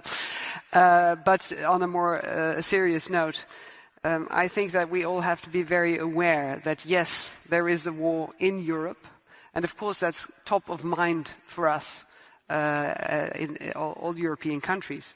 But it's also a wake-up call to threats across the globe.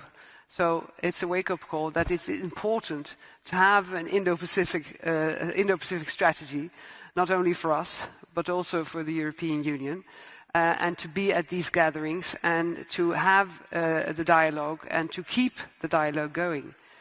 Because I think one of the things that I take back when I go home again is the fact that I think almost every speaker, or perhaps every speaker here, mentioned international rule-based order. I think that is the basis. If we accept that, we have to remind one another of that, and we have to live up to it. And that is very important, and that is why I think it should not be less viable that we concentrate also on this region. I think we have to do even more, and that brings me to the other question about the Dutch increase in our defense budget spending, which is really a big step. It's plus 40% every year, structural. We will be at 2% at least in the coming years, 24, 25. After that, it depends also, of course, on economic growth, etc. Possibly the next government will have to take an extra step. But I mean, this is for us such a huge step in investing in our armed forces. I think that where we are now is simply not enough. So we have to invest in people, in their training. We have to invest in our stocks. We have to make sure that we have enough ammunition. And we have to invest in new technologies. And we have to build our armed forces for the future. And that is going to take time. But we're going to do this. Now, there's political commitment in the Netherlands, and there's not just a commitment for now. I think we've also learned there were times after the Cold War, there were reasons to reconsider and to adapt to the new situation. But there, if you look back now, I think there were countries that drew their lessons from 2014 in the annexation of the Crimea, for instance. And some other countries are increasing their budgets now, as we are doing. And I'm very proud of our military and the army that we have, but we want to make it better and stronger, and also a stronger partner within NATO and within the European Union.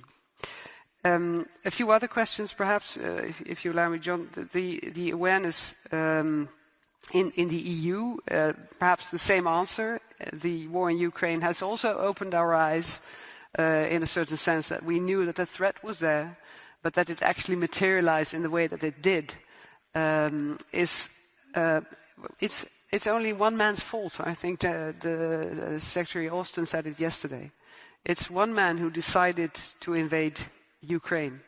And if you ask me, why didn't you give security guarantees to Ukraine? Why aren't you able to secure the grain vessels that have to leave Ukraine now?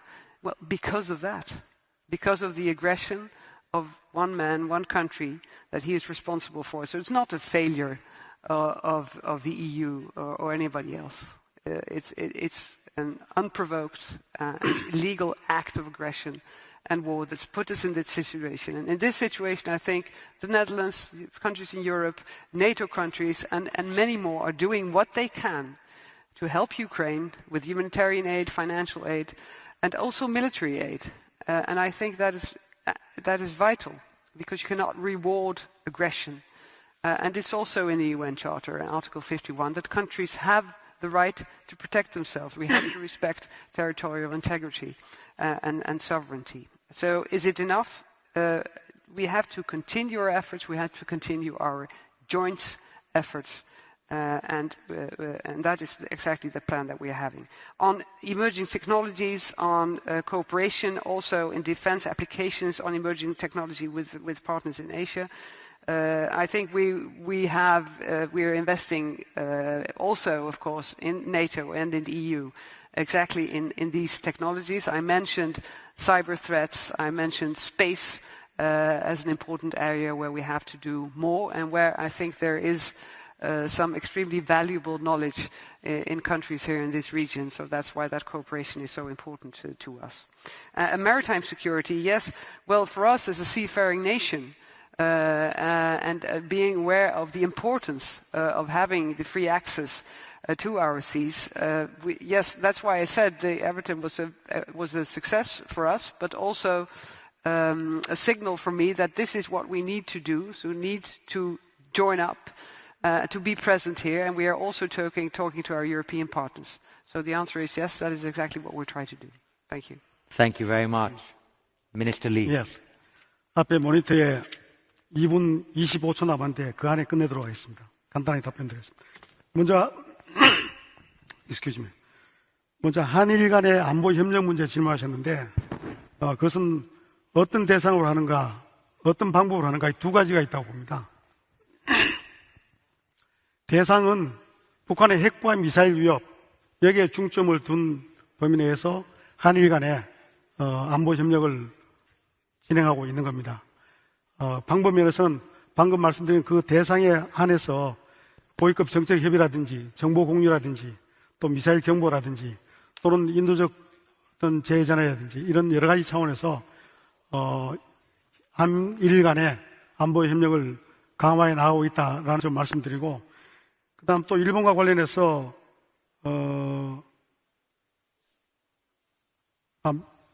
그 억제 문제에 있어서 한일 간에 어떻게 협력할 수 있는 것인가, 이런 질문을 하셨는데, 기본적으로 억제력을 위한 데는 한일 간의 협의도 도움되지만은 우리가 북한의 핵과 미사일에 대한 억제는 가장 중요한 것은 한미동맹에 기반한 억제력을 강화하는 것이라고 말씀을 드리고 싶고요. 그 다음 프랑스 측에서 질문하신 내용은 한반도에 핵무기 배치하는 것이 어떤가, 거기에 대해서 어떻게 생각하느냐, 이 질문을 하셨는데, 국제사회뿐만 아니라 어느 국가도 한반도에 핵무기가 배치하는 것을 원하지 않을 겁니다. 어떤 국가도 원하지 않는다는 점을 말씀드리면서 제 답변을 마치겠습니다. 예. That's it. Thank you very much. I'm going to give 1 or 2 minutes to Mark Sedwell, an extra minute perhaps because I want to ask him a question. Reem Momtaz asked earlier about the fact the Black Sea is closed, and as the Minister said, the Black Sea is closed because of Putin's actions. But deterrence and defense also rather depend on the level of risk that you're willing to undertake. The UK Navy last year actually conducted a FONOPS operation in the Black Sea. Now the Black Sea is closed. It would have been strategically possible for a government or a number of governments, when they saw Russian ships shooting at civilians from the Black Sea, to cite the responsibility of protect doctrine and say if ships are in the Black Sea and international waters killing civilians, we will sink them. It would have been an escalation, but in international waters, not against Russian territory, and for a humanitarian goal. Having not done that, should one consider a level of risk, given the extraordinary sufferings in the global south from the lack of grain that they are receiving because of the blockade, forcibly to reopen the Black Sea? Mark. Well, you've just made that question even harder, John. So, like you, I have the luxury of not being in government, so I'm not speaking for the British government here, but I essentially agree with your point. I said earlier, in response to a question, that the Article 5 guarantee applies to NATO nations, and that threshold, we've made clear, would trigger a military response by NATO were Russia to breach NATO territory. I've also said in another forum that I think a second threshold that should provoke that same response would be the use of chemical or nuclear weapons, even within the territory of Ukraine. That has to be a second threshold where, at least, to pick up your language, Putin cannot count on the absence of a military response.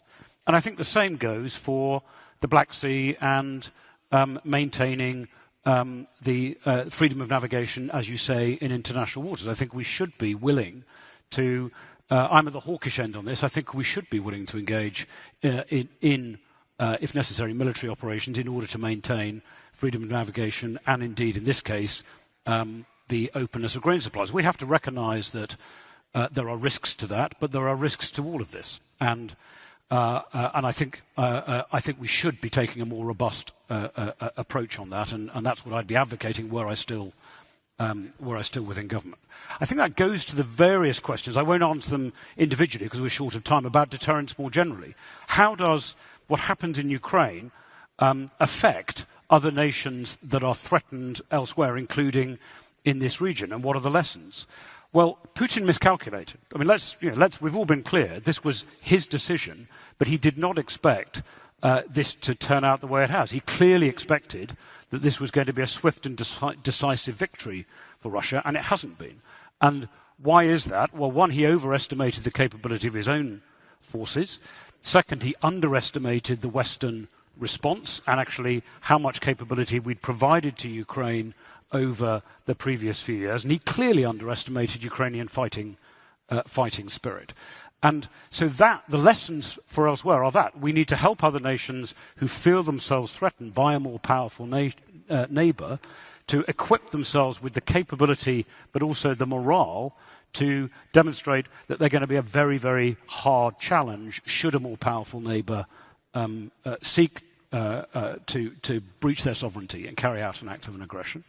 And I think we should, John, as you've suggested, we should be very careful of saying what we won't do. We should, at the very least, leave in the minds of any potential aggressor the possibility that there will be military action by external powers, at least if certain boundaries, the use of weapons of mass destruction, impeding sea lanes, etc., are crossed. And I think our doctrines should develop in that way. Just very briefly on a couple of the other points that came up. NATO is, as we've both said, actually, a defensive alliance. It's fundamentally North Atlantic, clues in the name. But let's not forget, land, sea and air, that is our territorial domains, space, cyberspace and the information space aren't.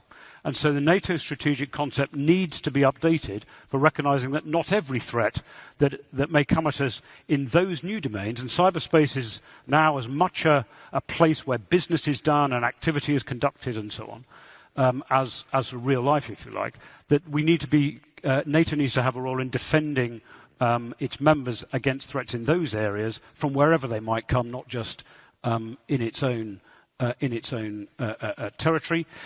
Very briefly on maritime protection, I mean, there isn't really time to go into the answer, but clearly, I mean, the UK has tried to support small island states, including through the COP process, because they're particularly vulnerable to climate change. They also need support in the responsible management of their exclusive economic zones, including, I'm a scuba diver, so including their coral reefs, and we do need to make sure that those are properly protected, whether it's trade or security operations, for that matter. And I think UK-India, India has a critical role to play, in particular in this region. I don't think they would aspire to be playing a direct role in European security, but if they can play a significant role in enhancing the security of this region, we in Europe, those in North America, Africa, elsewhere will benefit. Thank you very much. We've had an excellent detailed expression of the interdependencies between the Euro-Atlantic and the Indo-Pacific theatres. Could you please join me in thanking our three speakers for their presentations, answer to questions. Thank you. And we return in 23 minutes for our concluding session. Thank you very much.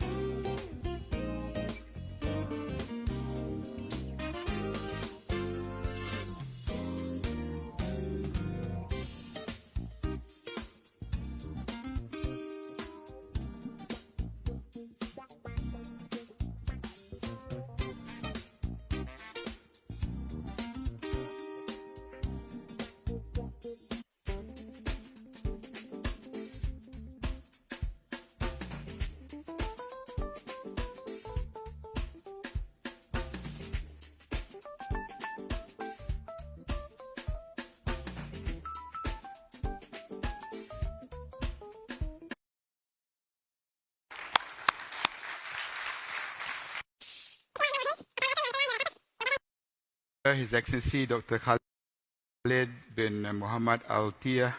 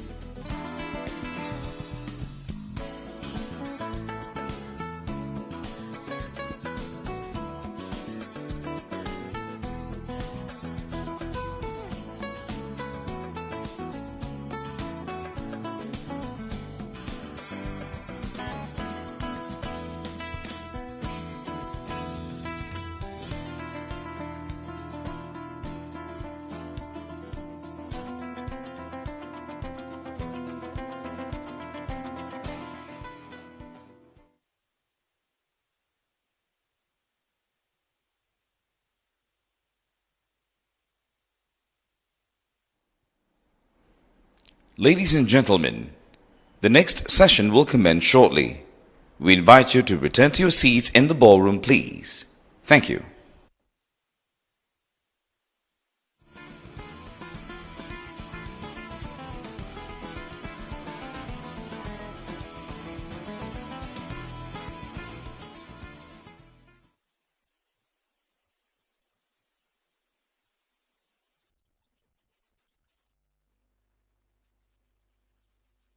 Ladies and gentlemen, the next session will commence shortly.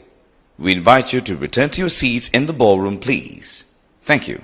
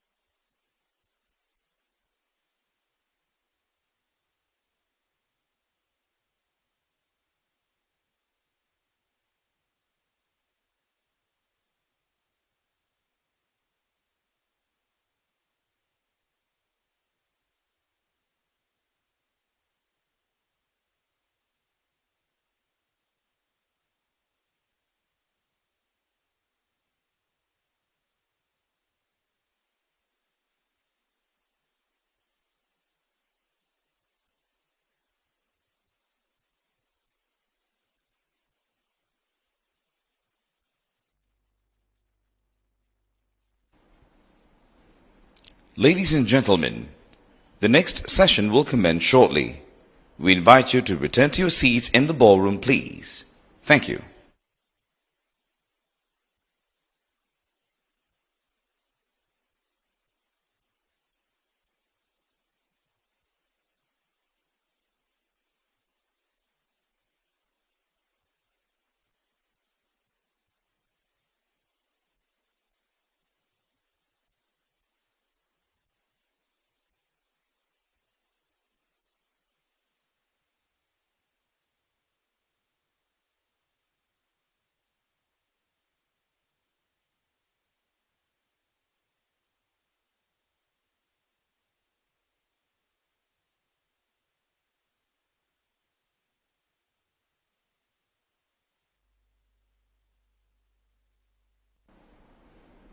Ladies and gentlemen, the next session will commence shortly.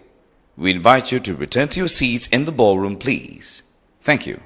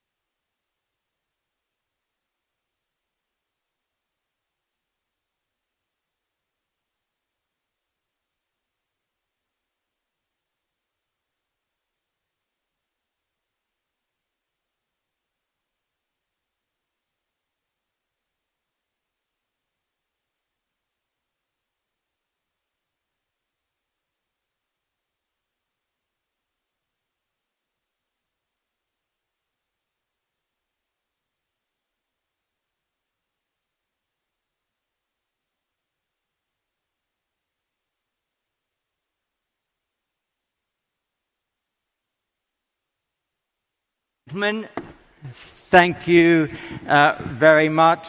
We've had an invigorating day. We always use this last plenary at the IISS Shangri-La Dialogue in order to generate new ideas for securing regional stability and to offer everyone an opportunity to give themselves, whether from the panel or from the floor, their concluding thoughts on 3 days of very intense deliberations.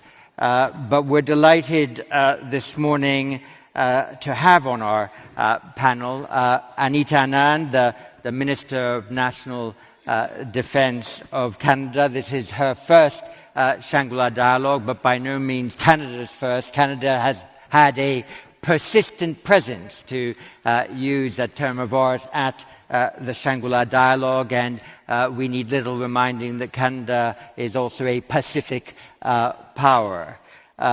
Second, it's a real honor and delight for me to also be able to introduce Ina Batikoto Seriratu, the Minister for Defense, National Security and Policing of Fiji. The Pacific Islands are very important, an area of the world suffering from two ills, climate change and fresh geopolitical competition. So it's important for the Pacific Island states to be represented at senior level and to have a plenary opportunity at the Shangri-La Dialogue. And as always, Dr. Ung Eng Hen, the Minister for Defense of Singapore. MINDEF is our host and facilitator here, and we are delighted always to conclude the Shangri-La Dialogue with words from the Minister of Defense of the Republic of Singapore. So with that, thank you very much, and may I invite the Minister of Defense of Canada to take the floor. Thank you.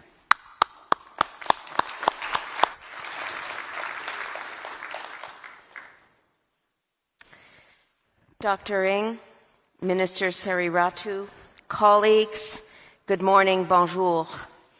It is a privilege and a pleasure to be with you here at the Shangri-La Dialogue for my first time as Canada's new Minister of National Defense. Thank you, John Chipman, for inviting me to speak today, and I thank James Crabtree and the entire team at the International Institute for Strategic Studies for compiling such a compelling and relevant program. My country, Canada, is an Atlantic, Arctic, and Pacific nation. Mon pays, le Canada, est une nation de l'Atlantique, de l'Arctique et du Pacifique.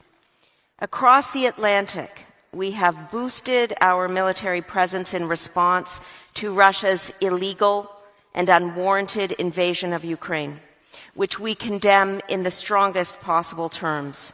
Russia's attack on a sovereign democracy has global impacts. For example, it has caused shockwaves in global food security and commodity prices, including in the Indo-Pacific. As an Arctic nation, Canada is experiencing the alarming impacts of climate change as our country warms at twice the global average. We are keenly aware of the security implications of climate change, which is why Canada intends to host a NATO Center of Excellence on Climate and Security, which will share knowledge with our NATO allies and partners around the world, including Pacific Island nations.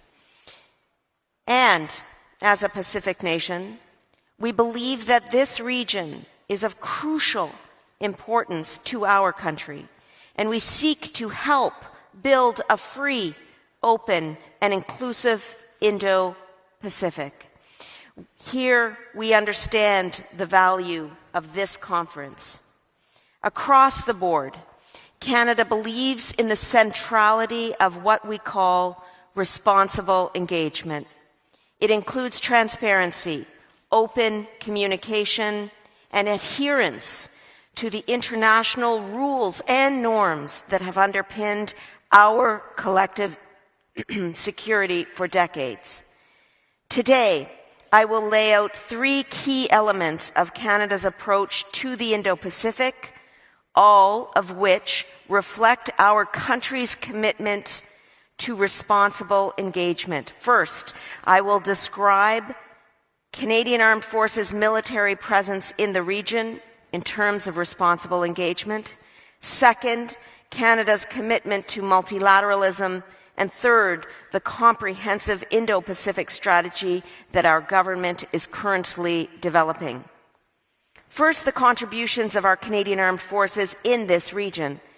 For over 70 years, Canada has contributed troops to the United Nations Command. UNC enforces the Armistice Agreement on the Korean Peninsula, and it is a perfect example of Canada's belief in rules, norms, and responsibility in state behavior. And I am so pleased to be joined here by Canada's Chief of Defence Staff, General Wayne Eyre, who was the first non-American general officer to serve as Deputy Commander of UNC. Through Operation Neon, we deploy aircraft and ships to monitor respect for another set of rules: UN Security Council sanctions against North Korea. We recently extended this operation into 2023. Our success in this mission depends on the commitment of all regional actors to behave and to engage responsibly. Canada conducts its operations lawfully, and we expect our military to be able to operate unimpeded on the high seas and in international airspace. As such, Canada calls on all nations' armed forces to operate in a safe and professional manner and to recognize that unsafe and unprofessional conduct, particularly during multinational surveillance missions in international airspace, not only puts personnel in harm's way, but also undercuts international rules. And through Operation Projection, Canada deploys warships to the Indo-Pacific to responsibly engage with our allies and partners through joint missions and exercises. In last year's iteration of this operation, the Royal Canadian Navy conducted maneuvers alongside our international partners in the Philippine and South China Seas. Canadian warships also made several port visits to our partners in the Republic of Korea, Indonesia, and right here in Singapore. Today, I am pleased to share with you that Operation Projection is back again in 2022. In just a few days, HMCS Winnipeg and HMCS Vancouver, along with their embarked helicopter detachments, will depart for RIMPAC, the world's largest naval exercise, and then commence deployment in the Indo-Pacific region. In sum, colleagues, Canada's defense contributions in the Indo-Pacific region are meaningful, significant, and indeed growing. We seek to sustain, increase, and diversify our defense presence in the region through avenues like the new Canada-Singapore Defense Cooperation Arrangement that Dr. Ng and I signed just this week. This is just one example of an innovative new partnership that will bolster regional security. And as we face non-traditional threats like piracy, illegal fishing, contraband, human smuggling, and climate change, the Canadian Armed Forces have a great deal to contribute, and we are here as a willing partner. Let me now turn to multilateralism, a cornerstone of our approach to the Indo-Pacific. Le multilatéralisme est au cœur de l'engagement du Canada dans cette région et dans le monde entier. This year's dialogue is different than in years past. Yesterday, we heard a moving address from Ukrainian President Zelensky, which reminded us of what happens when power seeks to triumph over rules. We must ensure that rules prevail, that small states are not bullied by larger ones, and that all states retain the right to make their own decisions about the security and the future of their own country. Respect for international rules is the best tool that we have to minimize the risk of miscalculation and escalation and to avoid conflict. With this in mind, Canada is concerned with China's increasingly assertive behavior, particularly in the South and East China Seas. China has shown a pattern of coercive diplomacy, irresponsible state-backed cyber activity, and theft of intellectual property and sensitive technology. We believe that China's actions have heightened tensions and undermined the rules-based international order. In this context, collaboration with our partners has never been more important. Canada will continue to work with like-minded partners like the Five Eyes and other states in the region to strengthen international rules. And Canada deepens its engagement in Southeast Asia. We believe in the centrality of ASEAN as a vital forum for addressing regional challenges.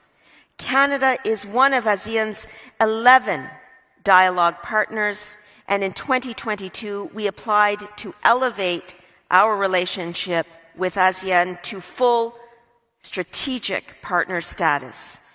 As a group, ASEAN represented Canada's sixth largest trading partner in 2020, and in November last year, Canada and ASEAN agreed to proceed with free trade agreement negotiations. We were among the founding members of the ASEAN Regional Forum and regularly participate in its working groups, bringing valuable experience and advice to the table. And Canada believes in the ADMM+. It is an important forum in our collective efforts to bolster peace and stability in the region. Canada seeks membership in ADMM+, and we encourage ASEAN to grant Canada observer status to expert working groups.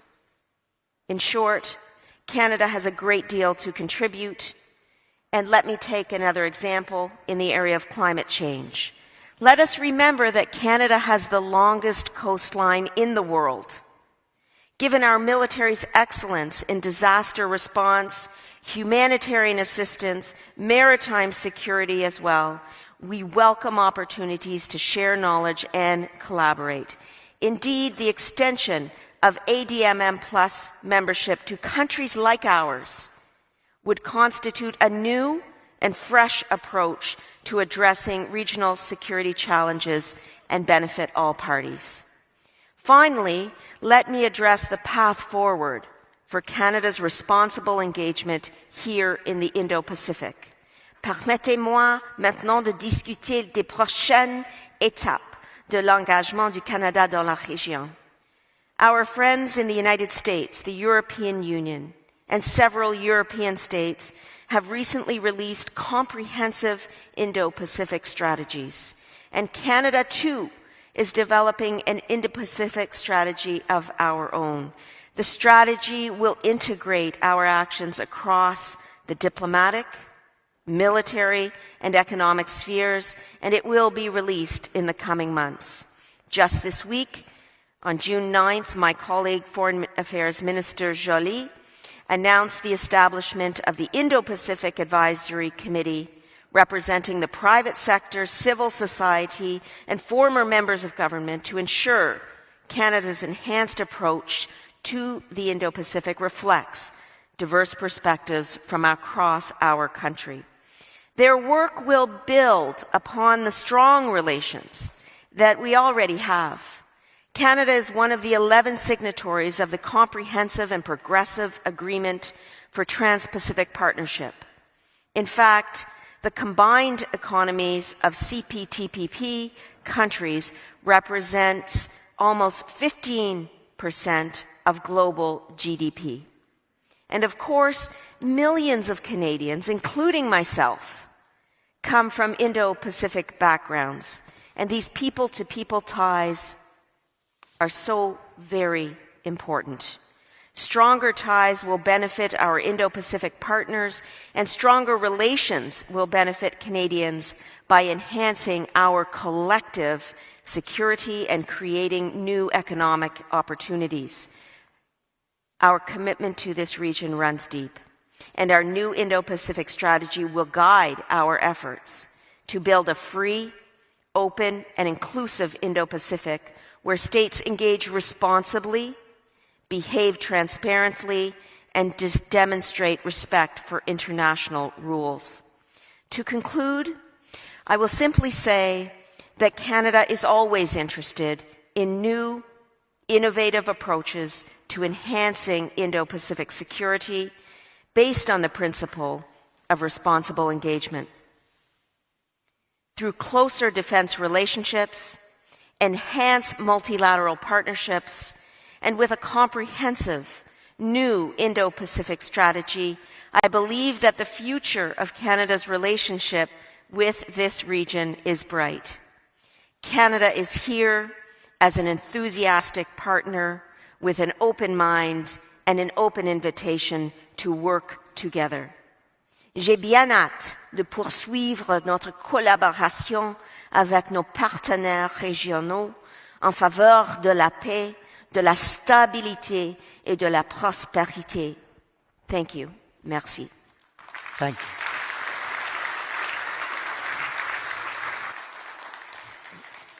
Thank you very much, Minister, and also for giving enthusiastic and elegant voice to Canada's well-practiced biculturalism. That was a very strong statement of Canada's position in respect of some of the actions it has observed from China in the South China and East China Seas on cyber and IP theft. I might just note that historically, of course, Canada was a country that worked from the very early stages for constructive engagement with the People's Republic of China.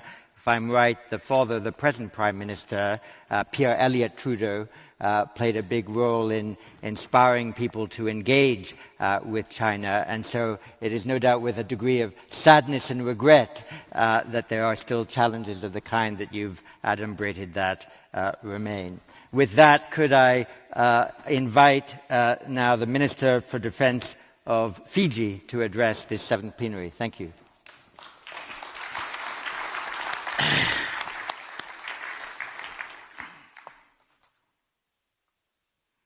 Thank you, Dr. Chipman.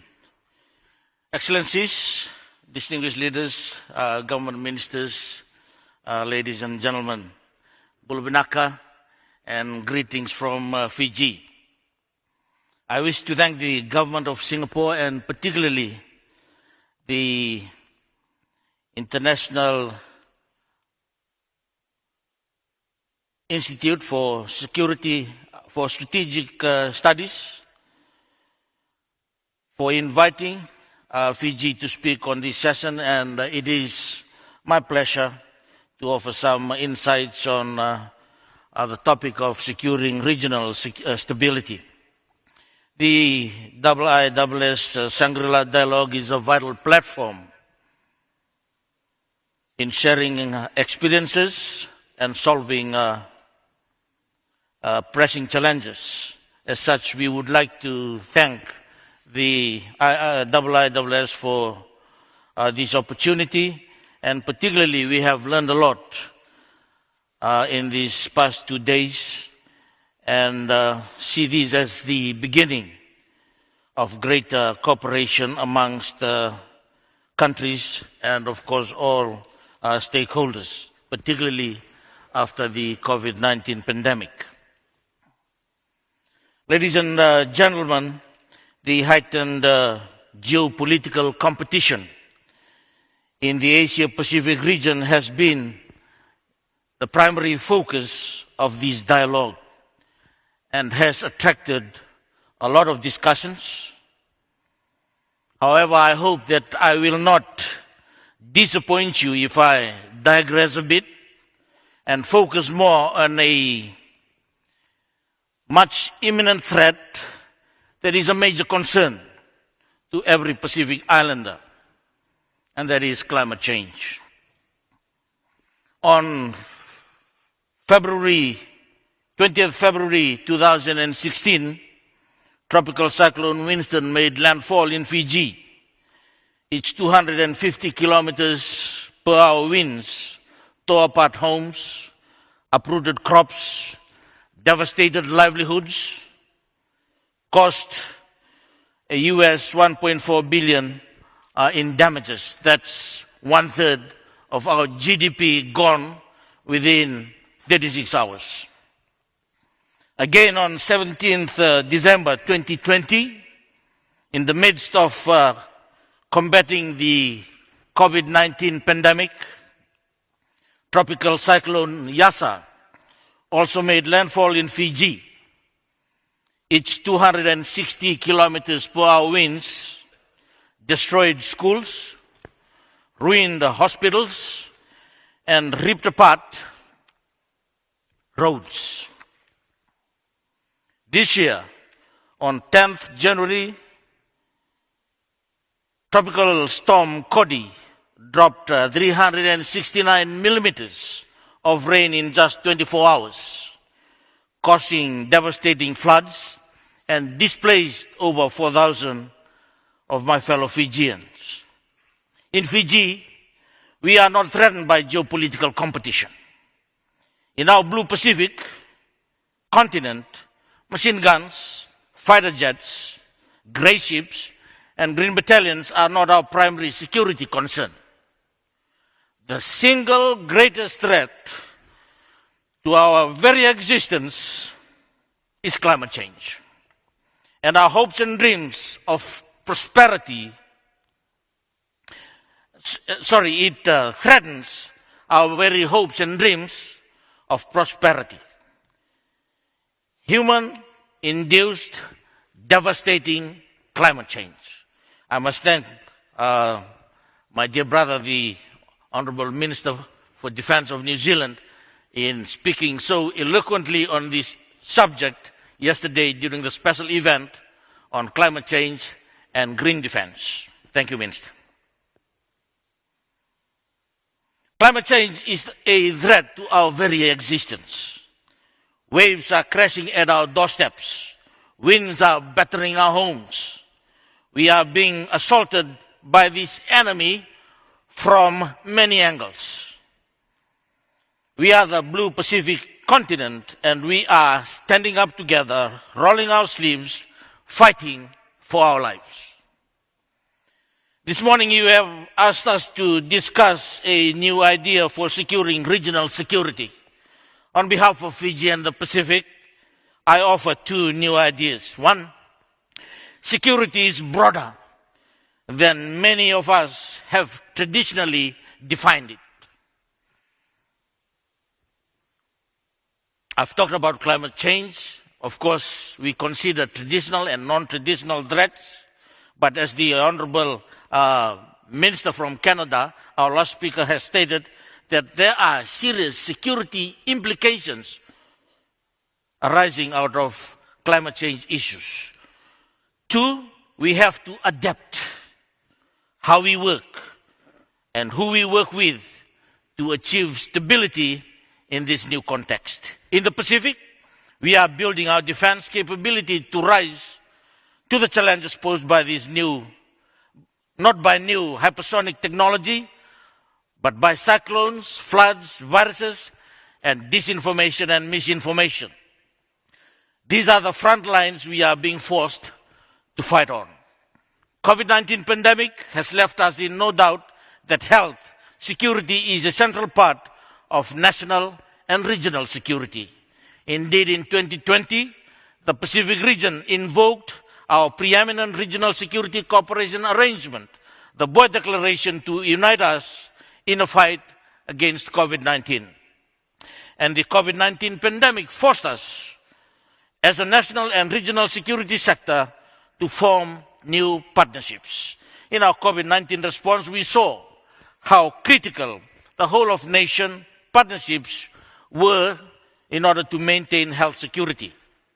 Our soldiers worked side by side with nurses and doctors to fight against this new enemy. And together, we saved hundreds, if not thousands of lives. Similarly, we saw through our COVID-19 operations the implications and indeed the pervasive reach of disinformation and misinformation. Misinformation spread faster than any enemy advance we witnessed, and it threatened the security of our people. Seeing that what misinformation could do to undermine science and public health was a profound wake-up call for our national security considerations. We are now embarking on a deep analysis of how we can better counter misinformation, and we will again be working with a range of new non-traditional partners from across government and in the private sector to ensure that we can make our people safer and more secure from this threat. Over the last 12 months, the Fijian government has been examining its draft national security strategy to get a better understanding of how we, as a whole of government approach, can protect our people against the broad range of traditional and non-traditional security threats that they now face. We undertook a whole of government and whole of community analysis of the suite environmental threats that could have significant implications for our national security. We are looking at how cross-agency and community partnerships can be strengthened to form a novel, people-focused early warning surveillance systems for this broad range of security threats. The Fijian government, through my ministry, believes that the way we are going about enhancing our responses to non-traditional threats will also support our ongoing efforts and focus on traditional threats. We in the Pacific do not want to stand by and wait for the next disaster. We don't want to wait for the tides to wash through our living rooms. We don't want to wait for the next virus to threaten our health and the next lie to mislead our people. We do not want to stand by and wait for the next climate threat to become a reality. We want to be able to prepare. So please join us in this fight. In concluding, let me say this.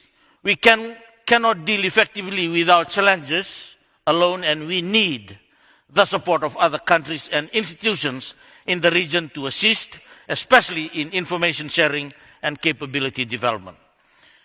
This Shangri-La Dialogue is one such platform that affords the opportunity for participants to discuss shared interests, challenges, and also new ideas.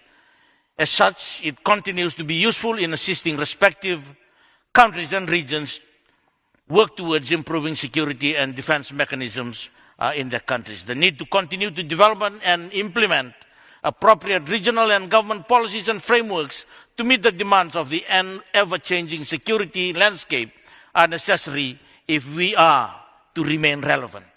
The need to continue talks with relevant stakeholders in pushing for new ideas of collaboration and cooperation is necessary as countries start to pave a way forward after the COVID-19 pandemic challenges. Fiji, as a small developing state, will continue to learn and be guided by such dialogues, whilst also relying on its strategic partners from across the region. Again, on behalf of the Fijian government and our delegation represented at this dialogue, we are thankful for this opportunity.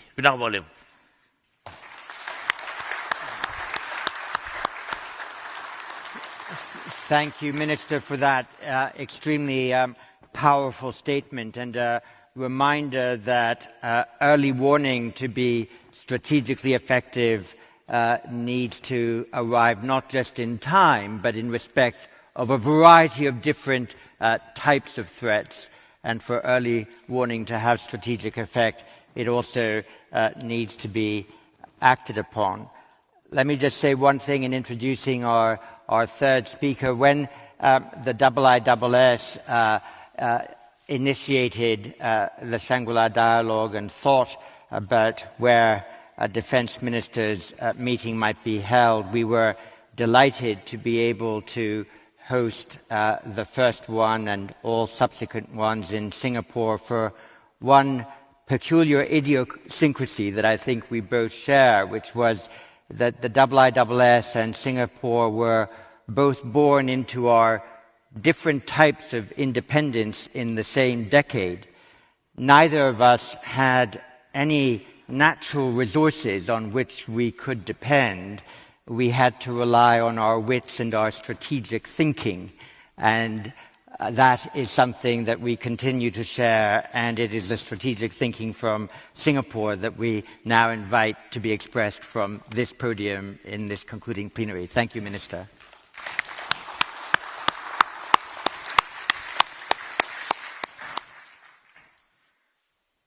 Before I begin, I would like to, on behalf of Senior Minister Teo, my Senior Minister of State, Heng and Zaki, thank all of you, my esteemed colleagues, ministers, foreign dignitaries, guest participants, for your strong support for this year's Shangri-La Dialogue. Let me also thank you for the positive comments and feedback that you've given to me, and I'm sure to John and his staff in IISS. And to the many SAF officers who have facilitated your time here. This is the Mount Everest of speed dating, so it's quite a remarkable outcome that you don't get lost even amidst the grounds of Shangri-La Dialogue, and it's to their due credit. Many of you have remarked that it was valuable experience, and I would just say this in terms of value, and that it is you, the participants, who bring value to the Shangri-La Dialogue. If you just look at this panel as emblematic of what we represent, you have Minister Anita Anand from the north, you have Minister Seri Ratu from the Pacific Islands in the south, and you have from Singapore, an equatorial nation. And yet, I think there's a commonality that brings us all together. Many of you, some of you, have been at the Shangri-La Dialogue since its inception, and I think for many of you, for many years. I think it would be fair to say, John, that this one will be counted as unforgettable and unique. I think it goes beyond the fact that we haven't seen each other for more than 2 years, and there's pent-up demand to meet, if not to dine together, but also the specific events. Yesterday, President Zelensky addressed us. As I was sitting amongst you, listening to his impassioned speech, I had a sense, it was surreal, a sense of guilt, that here we are in these air-conditioned rooms, and he, in fear of his life, fighting a war, and we're asking questions. I think it's unforgettable also because since we last met in 2019, the world has changed on us. The COVID-19 pandemic and the Russian invasion of Ukraine have resulted in a geopolitical earthquake that has shaken the global landscape. As security chiefs, we know that risks and threats to peace and stability in all regions have gone up as a direct consequence. The divides in our world have deepened along existing fault lines, shaped by ideology, alliances, culture, religion, wealth among them, and public health too. Vaccination rates for COVID-19 are starkly different for rich and poor countries, and this even despite WHO's warning that this disparity will provide fertile ground for new variants to emerge. COVID-19 has caused disruptions in supply chains, from household items to high-end microchips. The Russian invasion of Ukraine compounded this, with immediate impact on wheat, fuel, and metals. The post-Cold War hopes of a closer integration of Europe and Russia have evaporated. As a result, Europe is trying to wean itself off its dependence on Russia in energy, at least. This will take time, with Russian supplies at about 40% of Europe's natural gas and about a quarter of EU's crude oil import.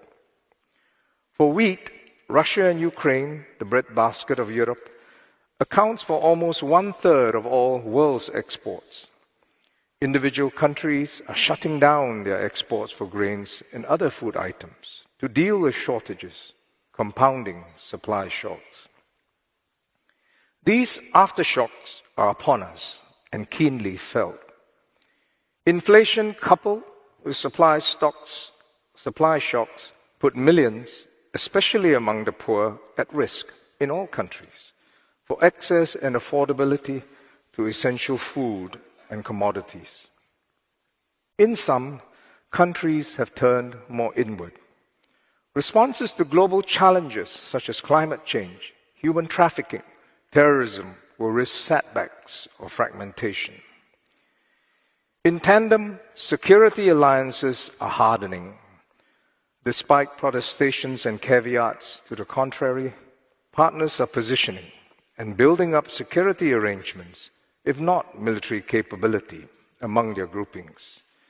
Defense spending in Europe will increase. Already 6 NATO member states have pledged increases of about US $133 billion thus far. For the Asia Pacific, it has already increased by more than 60% over the last decade. All these factors conflated together put us in a more dangerous world since we last met in 2019. It is not an exaggeration that we now stand at a potentially dangerous point in our history. The receding tide of global cooperation and goodwill have shown up naked ambition and vulnerabilities. How do we change trajectories and avert disaster? Let me focus on 2 significant foci. First, Ukraine, where, as we heard from President Zelensky yesterday, his government and people are putting up heroic resistance against the Russian invasion, a clear violation of international law and the fundamental principles of the UN Charter. The Ukrainian leaders and people will eventually decide how this war ends, but a protracted conflict will exact a devastating toll on Ukraine, Russia, and the world. Russia has made a strategic miscalculation for a quick and easy win over Ukraine. To further their objectives, they would need a significant buildup of soldiers and armaments. The financial toll will be exacting, and conscription of Russians may not be possible without great political risk. For Ukraine, a protracted war will test the continued support of international leaders and incumbents. Inflation and supply shocks will make domestic politics challenging. I state the obvious, but a cessation of hostilities would provide reprieve to all sides. Second, to stop the contagion and avert a physical confrontation in Asia, our backyard here. If new problems arise in Asia to compound the situation in Europe, worst-case scenarios are in play. Security hotspots are known and not new. Disputes in the East and South China Seas, cross-strait tensions, instability on the Korean Peninsula, and the clashes in the Sino-Indian and Indian-Pakistan borders. But for Asia, we should make clear what the core issues are not about. It is not an ideological struggle between autocracies and democracies. Characterization and labels aside, Asian countries are too diverse and pluralistic, and there would be few takers for a battle royale to ensue on that basis. Asia must learn the right lessons from Ukraine. We must heed the passionate and poignant advice from President Zelensky for preemption and prevention. Once conflicts breaks out, devastation ensues, and a cure may not be possible. All Asian countries have expressed respect of sovereignty and territorial integrity as a fundamental tenet, disputes notwithstanding, even as recently as after the invasion of Ukraine. Indeed, for ASEAN, the Treaty of Amity and Cooperation in Southeast Asia is a core instrument for herself and dialogue partners. For all Asian countries, we must ensure that our deeds match our words if we are to avoid a calamity like Ukraine. But while principles are crucial, they of themselves are not sufficient to keep the peace. For Asia, the core issue is about an interdependency that is far more developed, productive, and mutually beneficial than Russia and Europe. China is the top trading partner for almost all Asian countries. Even Japan's and Korea trade with China accounts for about 6 and 5% of China's total exports, and vice versa at about 19 and 25%. In that context, Asia must, for security, strengthen existing establishments like the ADMM Plus and step up engagements within and with other extra-regional powers. Building confidence and strategic trust in one another is the core of preemption. We must continue to emphasize inclusivity and multilateralism. The 10+8 ADMM Plus exercises held most recently in 2019 and before that in 2013 and 2016 are good examples of this. The ADMM Plus can continue to set norms and establish mechanisms to de-escalate and avert conflict.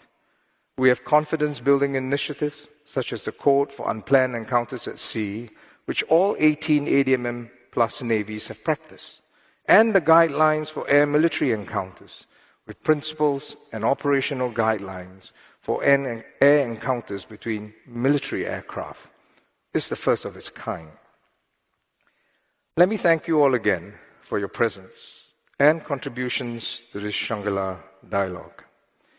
Many people have made it possible for us to sit comfortably while we debate affairs of the world. I'd like to thank the staff of course, the Shangri-La Hotel, IISS, but also the home team, our police, and our civil defense force, who has kept us safe over this weekend, as well as my MINDEF and SAF officers who have facilitated your visit, your calls, and made the event of value to you. I wish safe journey for all of you as you return to your home countries, but most of all, I hope that this Shangri-La dialogue would have deepened your convictions and recharged your energies to keep our world and countries safe and free. If that was achieved, then that would be the ultimate value to all of us. Bon voyage. Thank you.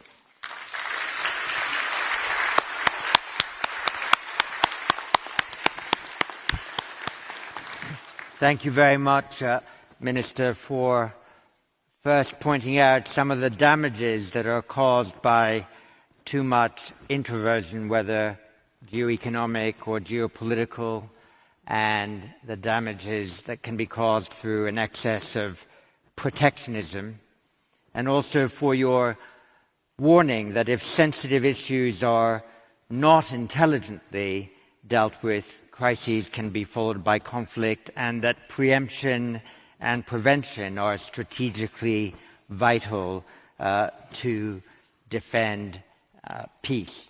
We have about 9 or 10 people happily who've sought the floor. I can probably accommodate a couple more, actually. What I would propose is that we take the comments and reflections from the floor and then return to a final round from the plenary. Could I please ask first from China, Wu Bing Guo?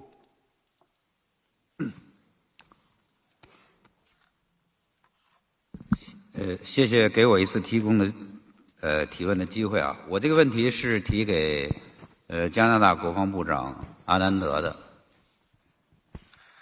80年前啊，有一个叫白求恩的加拿大医生啊，曾经不远万里来到中国，他给我们中国带来了医疗器械和手术刀，他参加了中国抗日战争，救助了中国参加抗日战争前线的一些伤员，给中国的抗日战争呢做出了非常大的贡献。他后来也牺牲在了中国。加拿大呢在中国有崇高的地位，知名度也非常高啊，我们都很怀念他。80年后的今天啊，他的同胞呢也不远万里来到了中国，来到中国的近海海域和空域，没带来医疗器械，带来的呢是军机和军舰。刚才呢这个部长女士啊也说参与我们中国南海的这个巡逻。我可以告诉部长的是，南海自由航行从2战以后就没有出现过问题。东盟和中国现在我们过的日子过得非常的好，而且呢关系也非常的紧密。去年中国和东盟都互为第1大贸易国，我们和东盟的这个贸易额呀达到8787亿啊，8780亿美元，将近9000亿美元。所以我们的关系非常紧密，这个地方也非常的和平。加拿大的军机和军舰到南海来，开着整天在这里巡逻骚扰，耀武扬威。我想问部长的是，你觉得加拿大军队的这种行为会不会把动荡和战乱带到我们亚洲？啊，会不会就这种行为会不会冲击东盟在本地区的中心地位？谢谢。谢谢。Thank you. Thank you. And now our guest from the Solomon Islands, Anthony Vecchi. Your microphone is on. Thank you, Dr. Chipman, for the opportunity to pose a number of questions to the panel. My 3 questions, General. The first one is that do the panel think there are preconditions to regional stability?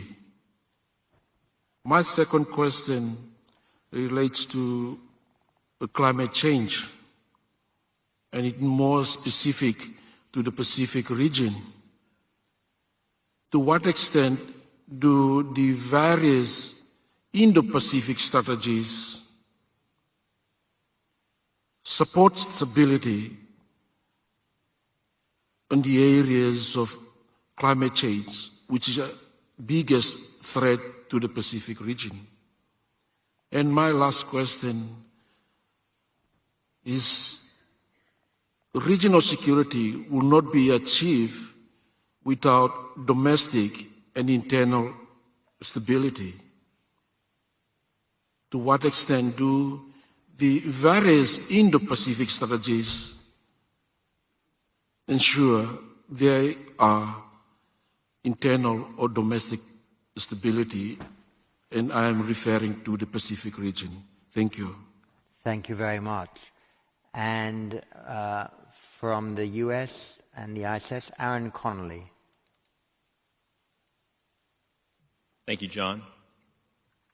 Minister Ung, I was really struck by your speech here 3 years ago, at which you spoke very eloquently and I would say elegiacally about the situation in the United States, comparing the high mortality rates for working class males to the situation in Russia in the 1990s. You seem to be questioning whether such a society could maintain the commitments that the United States has made in Asia over the years. I wonder, there have been a number of issues in American society since then, but there have also been significant political changes. I wonder if your view of the United States has changed in the intervening 3 years. Thank you. Thank you. And from Germany, Boris Wuger. Thank you, John, and many thanks to the government of Singapore for hosting this very successful Shangri-La dialogue. Singapore imposed sanctions against Russia in response to Russia's attack on Ukraine, and I thought the way it was explained at the time was also very clear. Singapore said we cannot accept the Russian government's violation of the sovereignty and territorial integrity of another sovereign state. For a small state like Singapore, this is not a theoretical principle. So a very principled stand. In his speech, Minister Ng just reminded us of the importance of conflict prevention. And in return, I would like to ask the Minister, what is the most important thing European partners can do to help prevent conflict in Asia and the Pacific region? And from Singapore and the IISS, Lin Kwok. Thank you, Dr. Chipman.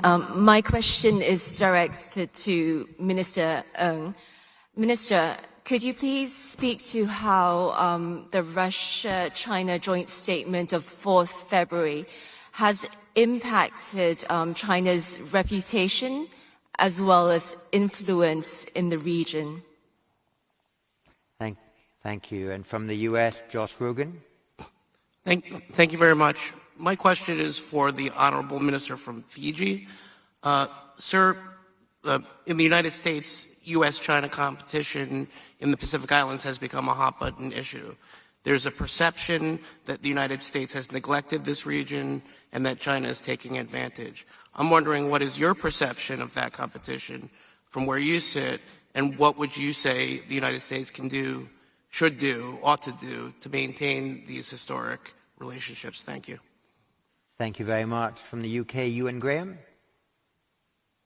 Thank you. My question is for Defence Minister Inia Saruatu of Fiji. I would also like to thank the Minister for being present at the dialogue and presenting a view from the Pacific Islands at the highest stage here, which I think is important for our audience to hear. Minister, you gave a very clear enunciation of security perceptions from a South Pacific nation. And it was very unambiguous that climate change ranks #1. And I think that reflects the view across the Southwest Pacific. But to coin a phrase, you may not be interested in geopolitics, but geopolitics may be interested in you. And I would welcome your view. What threats potentially does it pose to Fiji and the broader region, and how do you plan to cope with that? Thank you very much. And from India, Darshana Baruch. Thank you, Dr. Chipman. My question, too, is to the Minister of Defense from Fiji.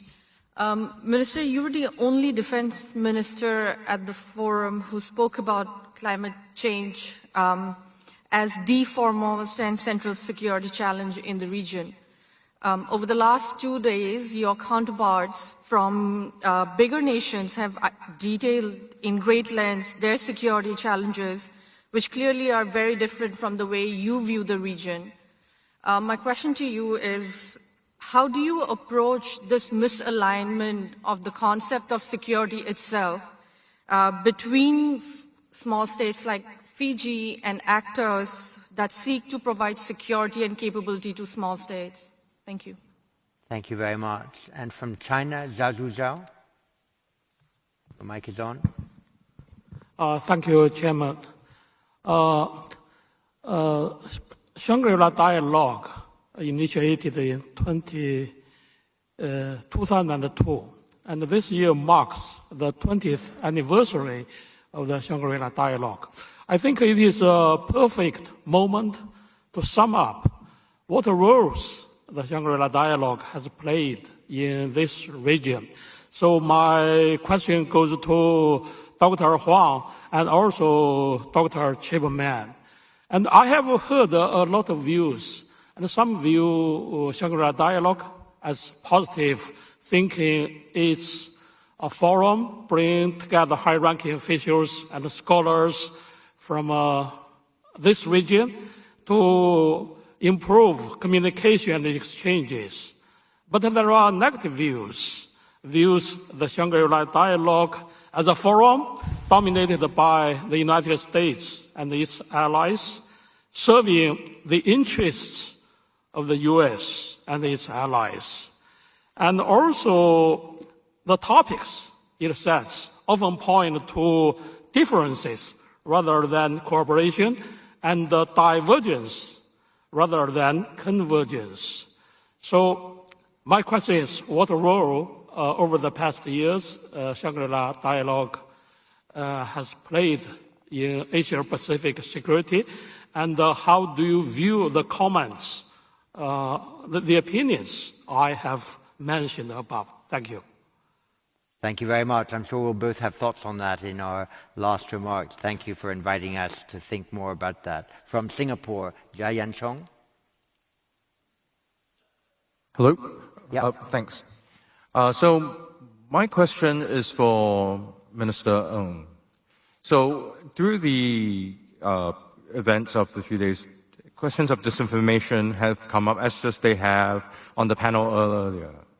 So in Singapore, we've seen disinformation relating to vaccine and the origin of the pandemic, as well as with the origins of the Russian invasion of Ukraine and the events there. So I would like to ask the Minister what his reflections are on some of the limitations of Singapore's approach to dealing with disinformation, because that's something that Singapore has been trying to deal with quite a bit. Thank you. Thank you very much. Ashley Townsend from Australia. Thank you, Dr. Chipman. My question is also for Minister Ng. There's been a growing amount of attention in Australia, in the United States, in India as well, about a role for the Quad to go further in maritime security provision of goods in the region. But it's also often said that in Southeast Asia, there are concerns for the Quad playing that kind of role or playing it more forcefully. From your perspective, what could the Quad usefully do to contribute more to maritime security in Southeast Asia? Paul Henley from the US. Thank you, Dr. Chipman. My question is for the Defense Minister from Fiji, and it adds to the good questions that have been asked already on geopolitics and security. In late May, the foreign ministers from 10 island nations of the Pacific Islands met with the Chinese foreign minister to discuss a Chinese proposed multifaceted agreement, which we understand covered a range of areas from economics, investment, fisheries, as well as security cooperation.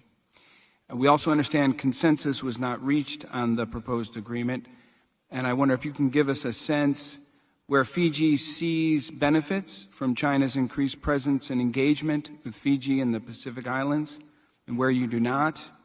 And in particular, as Fiji's defense minister, can you give us a sense of what kind of security cooperation with China do you think would be of interest and benefit to Fiji? Thank you.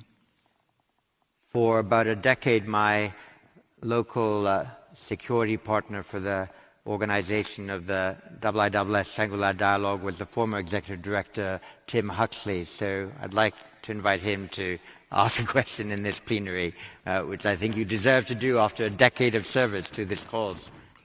Thank you very much, John. My question is for Singapore's Minister for Defence, Dr. Ng.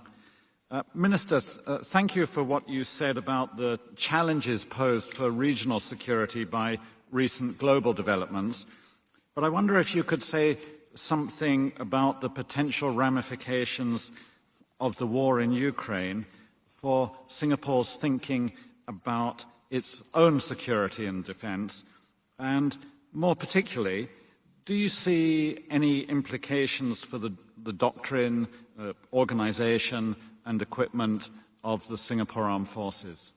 Thank you very much. Thank you. And your near neighbor right in front of me from Singapore, Melanie Chu. Thank you very much. I'd like to ask Dr. Ng about his comment about the strategic narrative of democracy versus autocracy and his bringing up of the other issues that he was concerned about, for instance, inequality, vaccine inequality, exacerbation of global poverty due to inflation, and climate change, of course. And I'm just wondering if ministers' wish would be to make any changes in the global narrative of some countries, and if so, what would he advise? Thank you very much. And that sounds like an excellent message for the Shangri-La dialogue to communicate to the widest possible community in an inclusive and crisp manner. Thank you very much from the Pacific Island states to the rest of the world.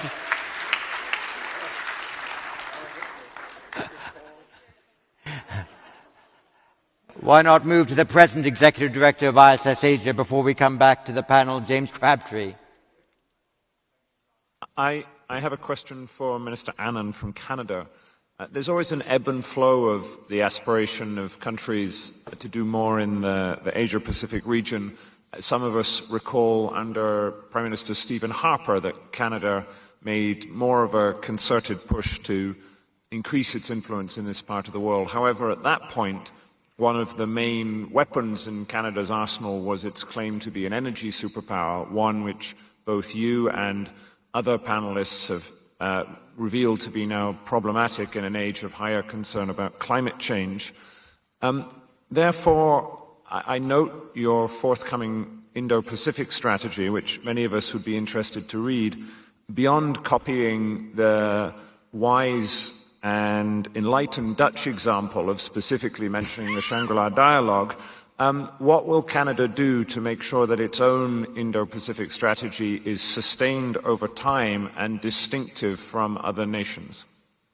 And from Indonesia, Sophie Sharif. Sophie. Hello. My question is for Dr. Ng. We have heard from other ASEAN countries since yesterday their response or even worries regarding the South China Sea situation. How does Singapore navigate this issue, and what kind of support you can possibly give to ASEAN in the whole situation, issue, or even cooperation or talks regarding the South China Sea? Thank you. And Mariko Togashi from Japan. Thank you, Dr. Chipman. In the opening remarks from Prime Minister Kishida, he mentioned that one of the pillars in his vision for peace is economic security, which is interconnected with traditional security perhaps more than ever.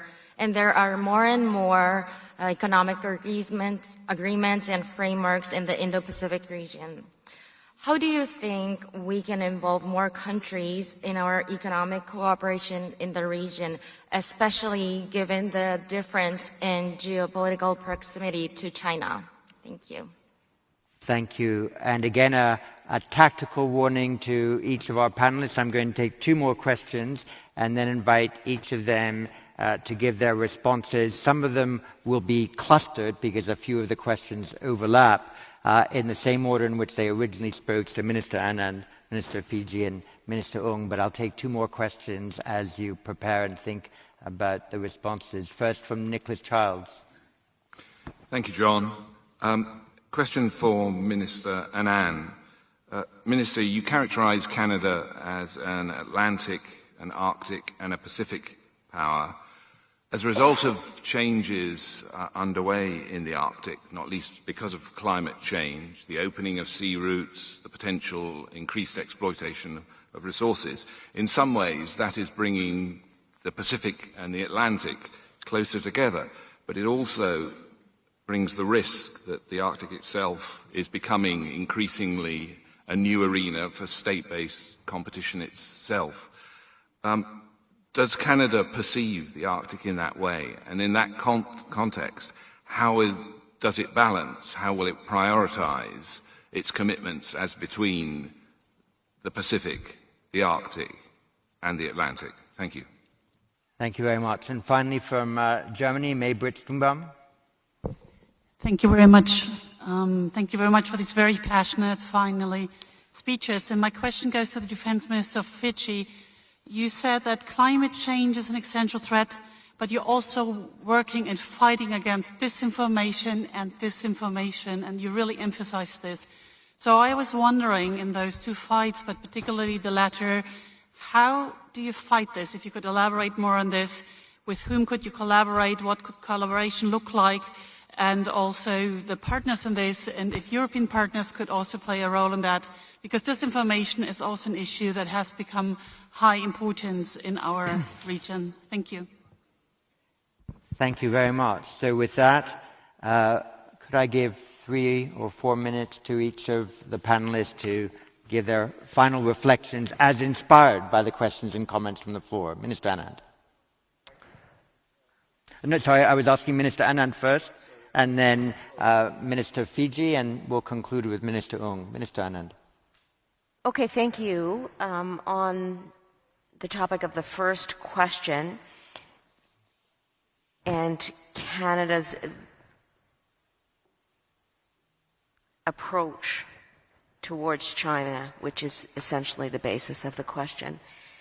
That approach is evolving to acknowledge the complexity of the relationship and the need to coexist with the world's most populous country. The strategy of responsible engagement that I laid out requires and calls for transparent communication, following the rules-based international order, and ensuring collaboration.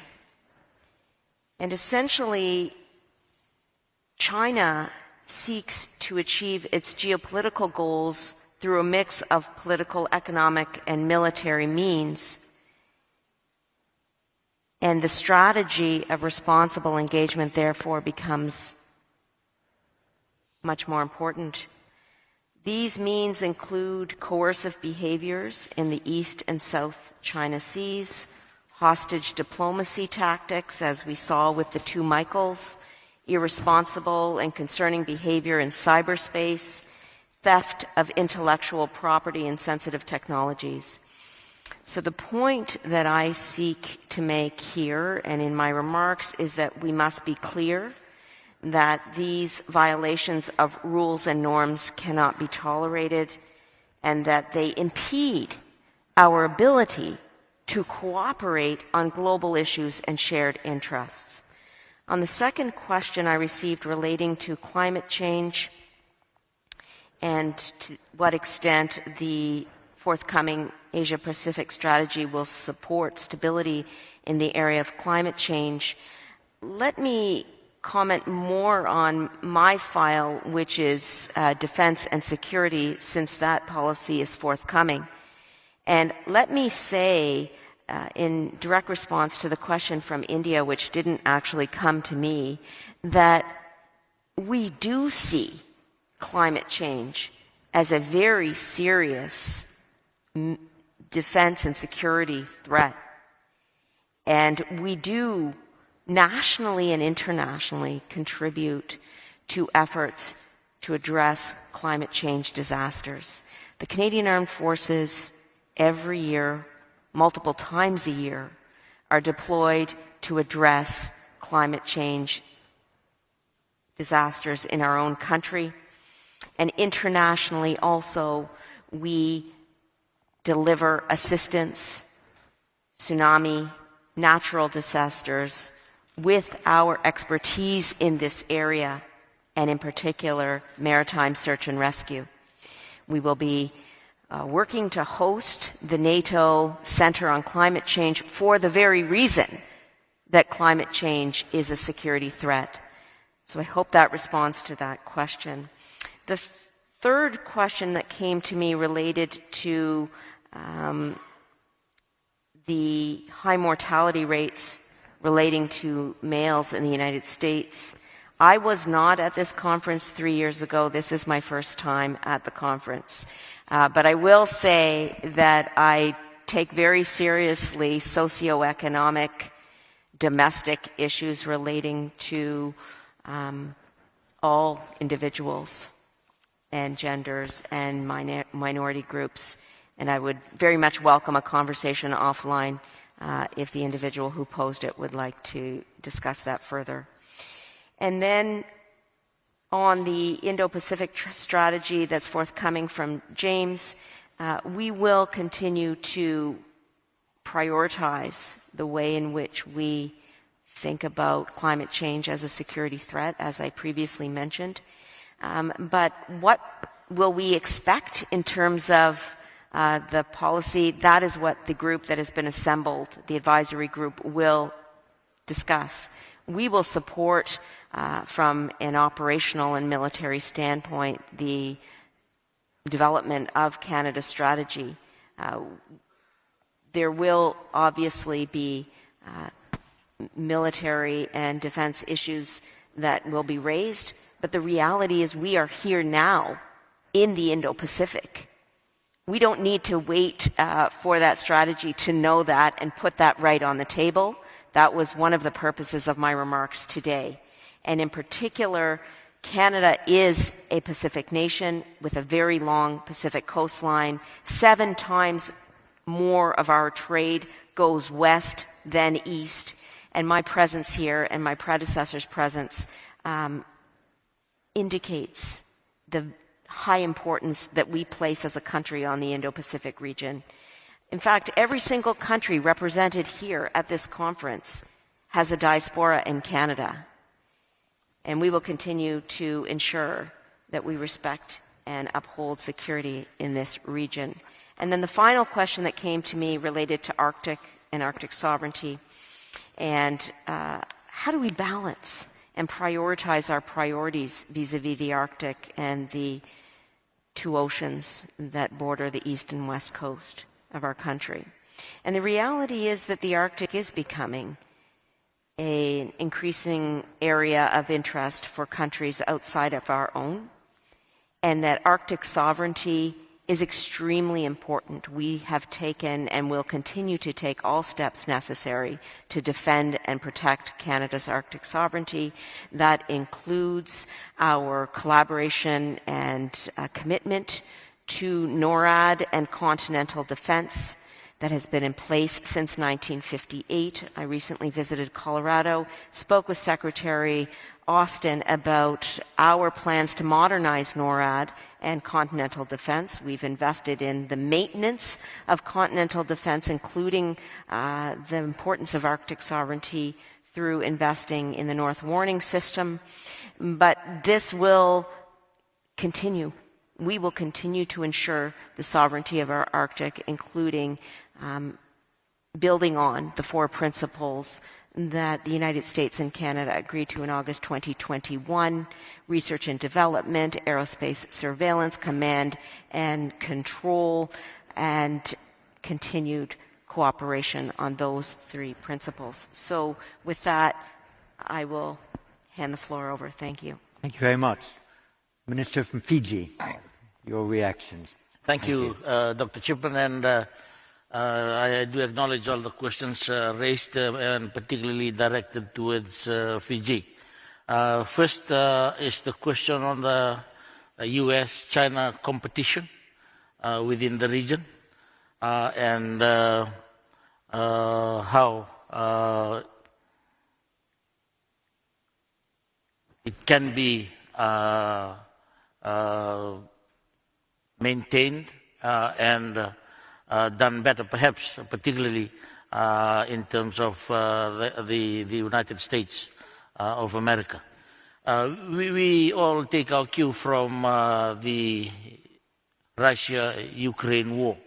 And of course, it will be catastrophic for everybody, including Fiji, if there is something that breaks out between China and the US. And that is why we all have interests in the development of the relationship between the 2 countries. Let me first say that we value our relationships with everybody. And of course, we wear different lenses as well when it comes to our relationships with all other countries. Let me also say that being small has its own peculiarity and characteristics. The Honorable Secretary of Defense did state yesterday about the need to be nimble and flexible, and particularly for small island states like Fiji. We don't have much to influence the world, let alone the region. But perhaps it's a question of relevance. And what can we offer? Again, as I've stated, we value what the Americans have done for Fiji and for the region, particularly after World War II, created that environment for a safe Pacific. But things have changed. And again, I've talked about adapting. Is it a question of the area being abandoned? Perhaps that is the key question that the U.S. has to answer. But we benefit from all these relations that we have with our countries. But definitely, there are interpretations about the Indo-Pacific strategy. While we look at the merits, some of the arguments briefly argue that it is just to contain China. So the question is, was there a vacuum created that brought the Chinese into the region? For us, and I think this is the same for every Pacific Islander here, all our friends and partners are development partners. We have the SDGs to achieve. We have signed to the Paris Agreement and the Shanghai Framework. We have our own challenges, but we value the relationships that we have with our partners. Perhaps vacuum has been created, and this saw the active involvement of new partners. But for us, as small island developing states, we value the relationships that we have. And perhaps the question and the answer and the advice that we have also been providing to our friends and partners in terms of being relevant and what can be done to improve the relationships.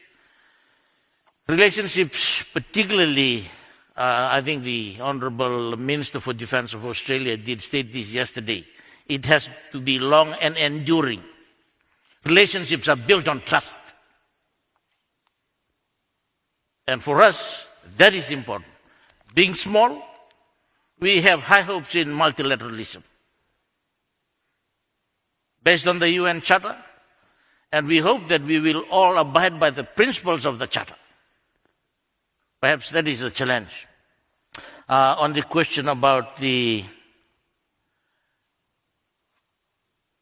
geopolitics, we are interested in geopolitics. It affects all of us, but probably disproportionately.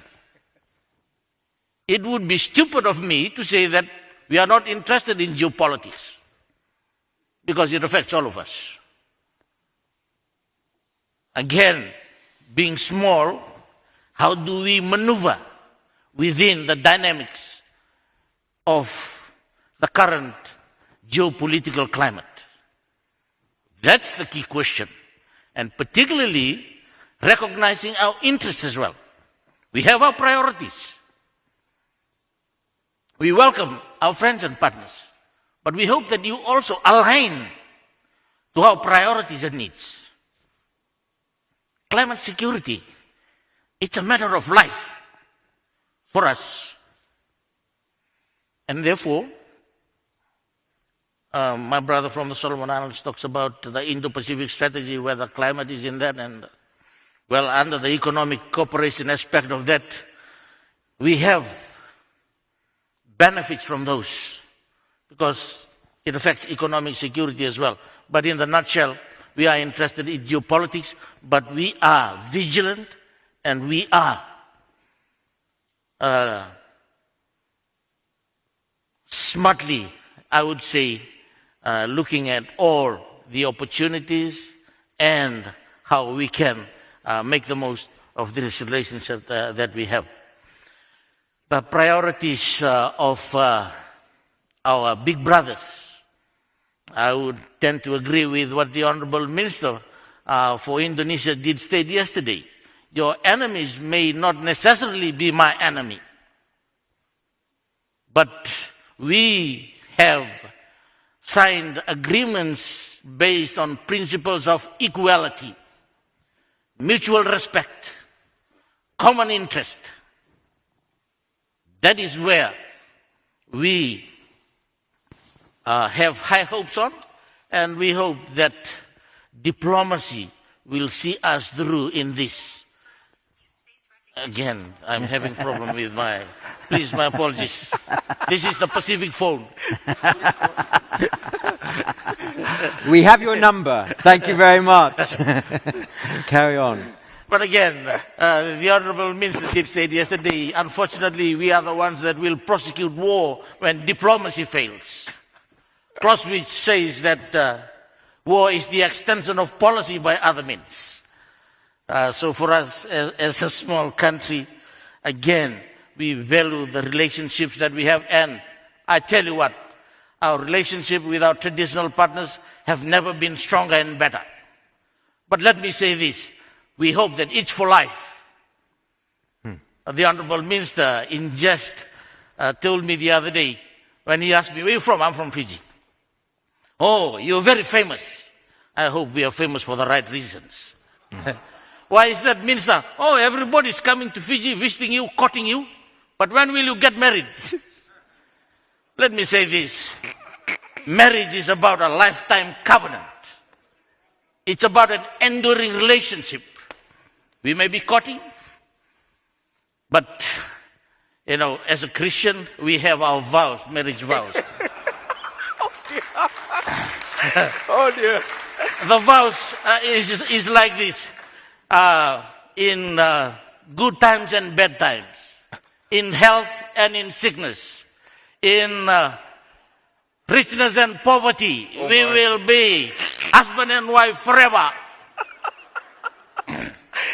That's our position about the seriousness of the relationships. It must be enduring, and relationships, again, are built on trust. Meeting with the Chinese, of course, everybody knows that we met the Americans, we met the Japanese, we met the Chinese, we met the Australians, you name it.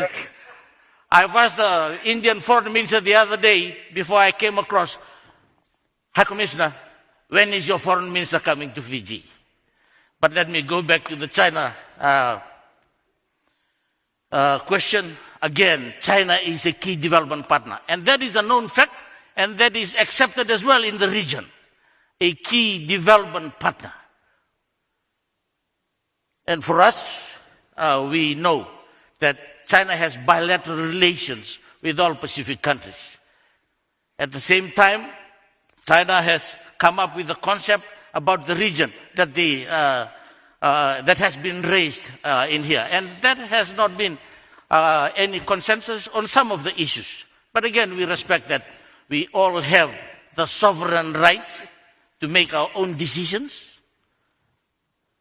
But at the same time, we also see benefit from all these relationships that we have, including China.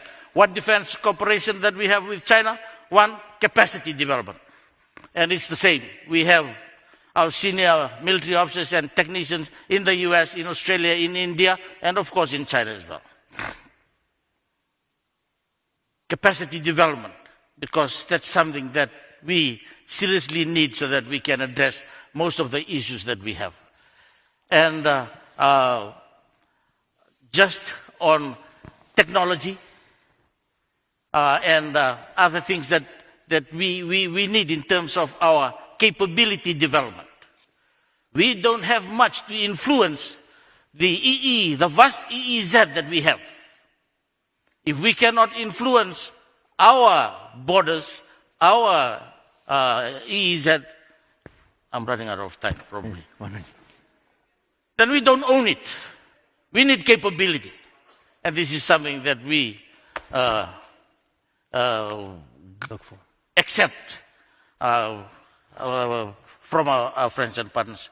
Disinformation and misinformation. This perhaps is a challenge that is common to all of us. COVID is new, and some people just wish to exploit that opportunity to create fear. And of course, from the Pacific, we have a lot of Christian denominations, and some are relating it to the Christian teachings, and again, creating fear and so forth. And most importantly, particularly on disinformation, this is the year in which we are going to have our national elections.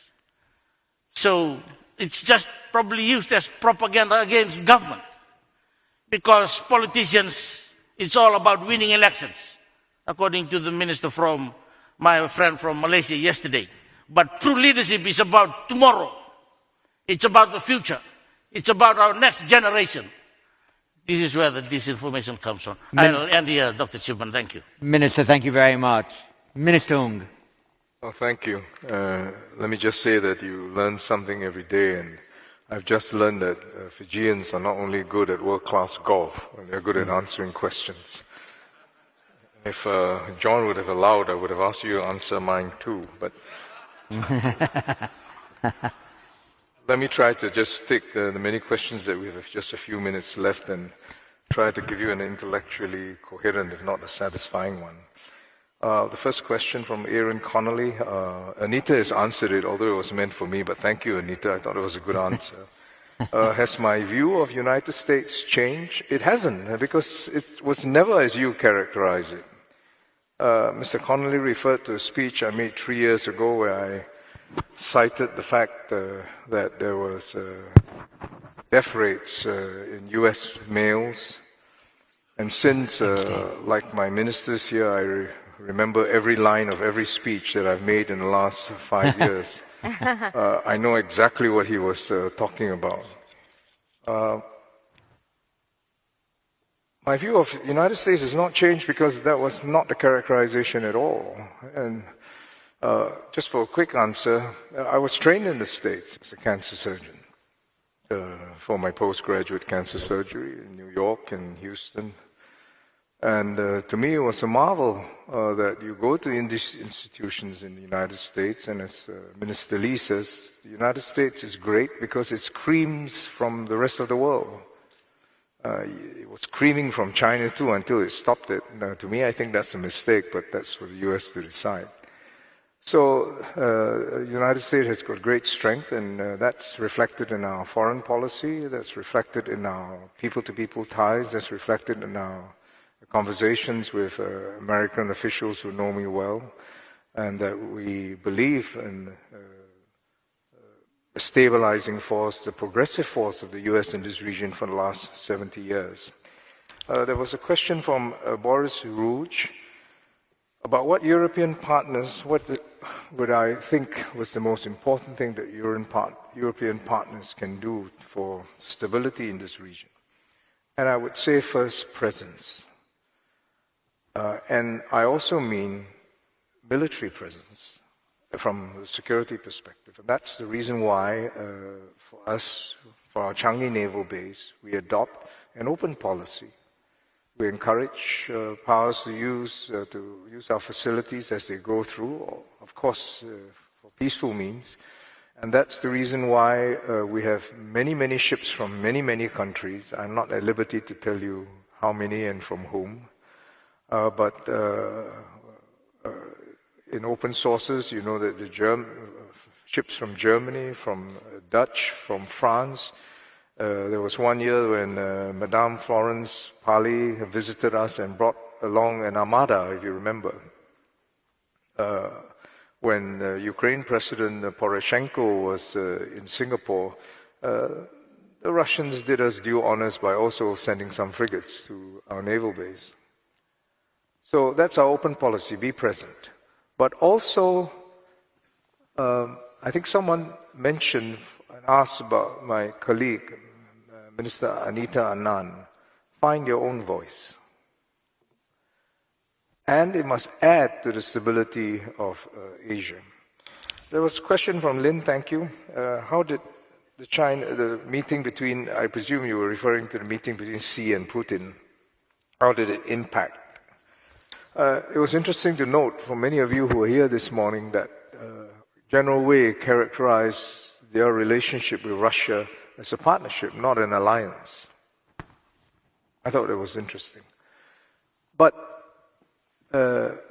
as President Xi described it, it was a relationship without limits.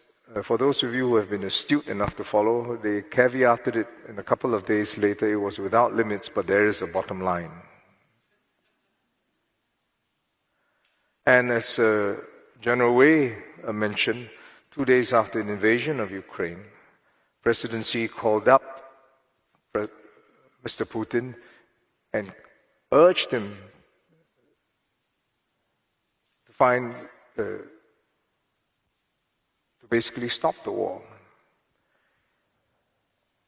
I think as a strategic partner of Russia, there are many reasons why China chooses Russia. But there are many astute students of history. Your ally is strategic until a strategic ally becomes a strategic burden. General Chow asked SLD, and John, the question was directed to both of us, so I presume you're going to make a strong defense about the SLD and its roles, but let me just give my 2 cents worth. I've attended a number of conferences. I've attended the Sangshan Forum. And sometimes it's a matter of taste. I can imagine that people from the PLA come here and find this raucous, a bit rambunctious. This is the Western liberal mode of many ideas, and from this you're supposed to gain wisdom, and they go back and says it was thoroughly discombobulating. That's entirely understandable. On the other hand, when things are too structured, too predictable, people don't like to attend those. Because they feel that it's too scripted, that when you say things, the end is already determined, so why not say it and just send me something and I can read it, rather than travel a few thousand miles to arrive in Singapore. For China, it must decide for itself whether the Shangri-La dialogue adds value. There is no coercion for you to attend. Is it better to come to an open platform, to subject yourselves sometimes to a tyranny of questions, to what might seem a common view from others, to explain yourselves, or to retreat from that engagement? That is something that China must decide for itself. For us, we'll take your feedback seriously, and I'm sure John will, and to see how we can make it more productive. Mr. Chong asked about disinformation. Indeed, as my most eloquent colleague has said, disinformation is the new battleground.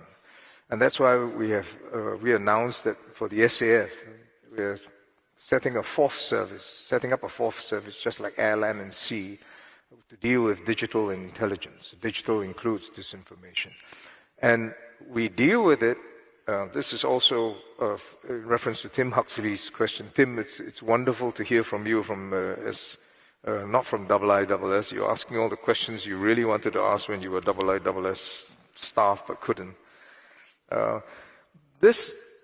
We take a view when there is orchestration, either by state or non-state entities, and where that goal and the motivation of the disinformation is to avert or to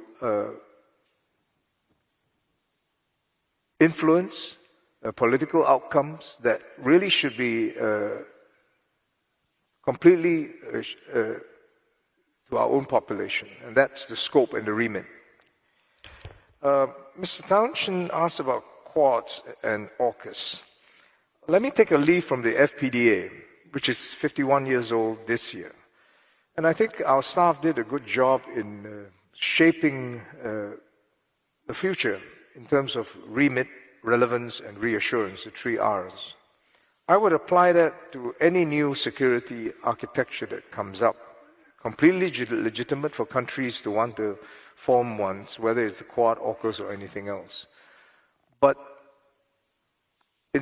for the 3 R's should apply. What is the remit of this architecture? What is the relevance? And just as important, what is the reassurance? Melanie had a question about democracy versus autocracy and advice. I wasn't giving advice. I was just stating the facts. I know all of us, for those of us who are in ASEAN and Asia, know Asia. Now, if you cast the battle and you ask others to join the battle based on whether you're an autocracy or democracy, many countries in Asia would have a problem trying to decide where they fall. And they would probably not choose. And it's a binary choice. So that would be my point. My advice probably would be that we have to deal with it practically. You heard from Pak Prabowo and I think Hisham in terms of the Asian way and the ASEAN way. It might not work for many. It might be too conservative for some, but we'll have to find our own way. Just 2 more questions, and try to do it within a minute, from Sophie Sarif about the South China Sea. Let me just give some reflections. The South China Sea is, of course, important as we know it, in terms of it's a vital waterway. And what's happening to the Black Sea, of course, can be extrapolated to the South China Sea. What if what happens in the South China Sea occurred in the Black Sea, occurred in the South China Sea? And China, as you heard this morning, reassured us that China itself has vested interest in freedom of navigation.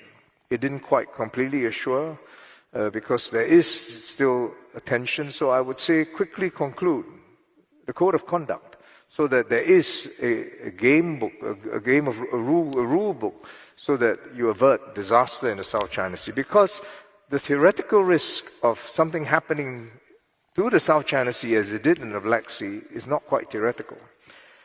I think that's it, John. Thank you.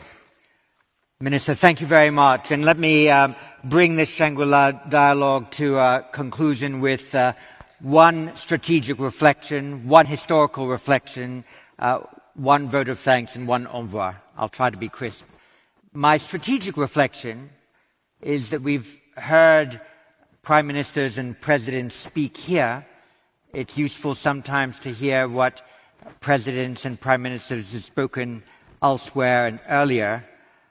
I recall President Niinisto of Finland in January this year making a New Year's address in Helsinki, 5-6 weeks before the war began, when there was a big assembly still of troops on the border, and there were questions being asked as to Mr. Putin's strategic intent or capacities.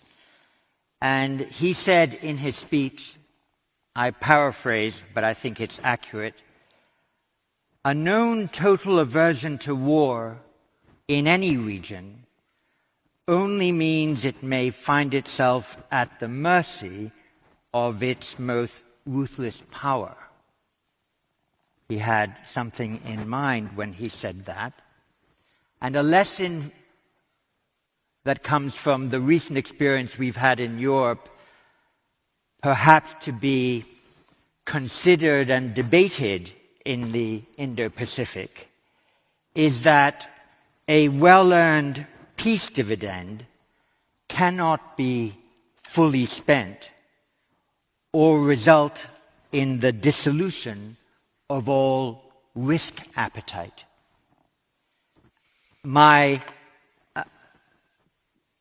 point is that throughout this Shangri-La dialogue, I think every single speaker, in their own ways, has mentioned the importance of adherence to a rules-based order.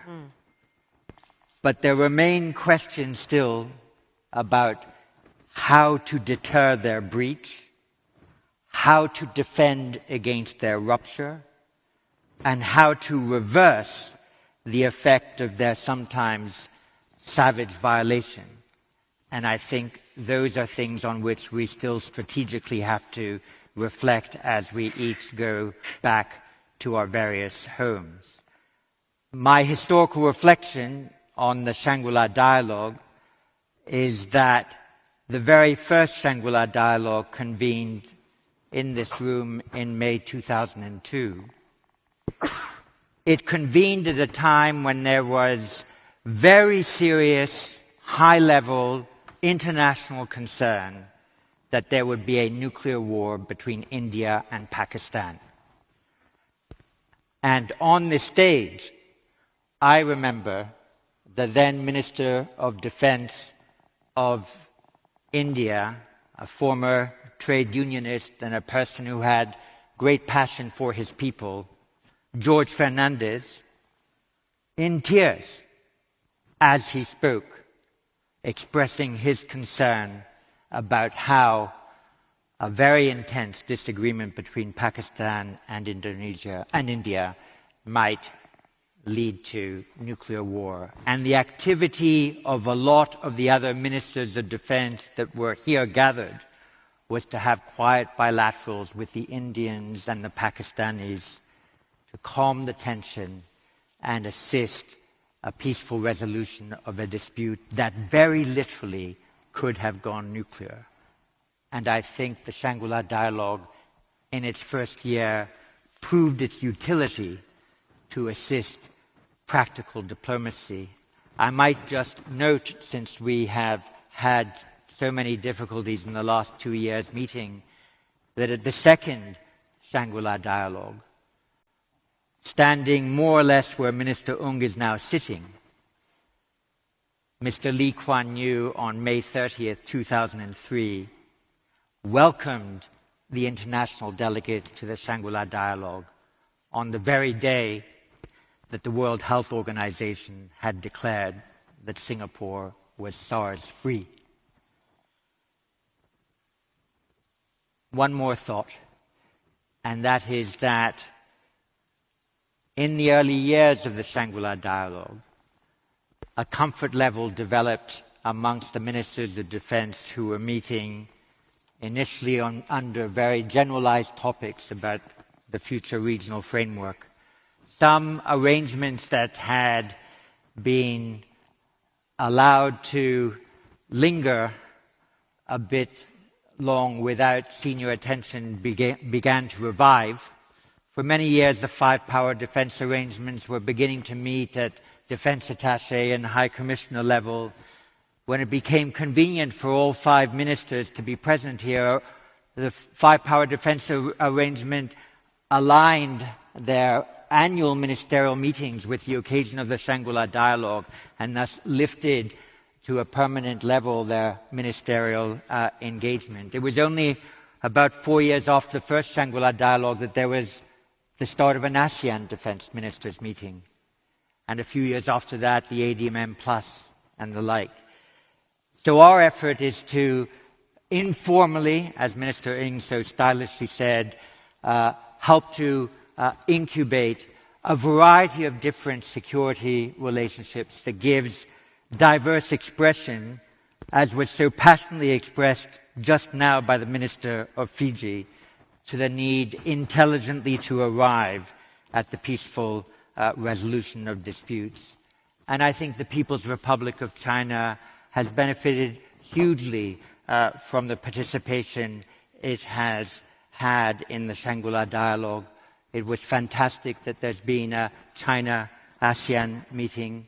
It's been noted by everybody that there was a 1-hour face-to-face bilateral between Secretary Austin and General Wei Feng-he, the first face-to-face meeting between those responsible actors in nearly a third of a decade. And so I endorse what Minister Ung said, not only specifically about China, but indeed about all of the countries that come to the Shangri-La Dialogue, that it is what you make of it, and we invite you to make the most of it. My thanks are to, of course, our hosts, the government of Singapore, MINDEF, the police, the border forces, the health authorities, the many others, and as I said in the Astana last night, the people of Singapore for their warm and generous hospitality. My thanks also to the IISS staff here in Singapore, in our headquarters in London, but also in our offices in Washington, in Berlin, and in Bahrain, who have helped animate the attendance of ministers here.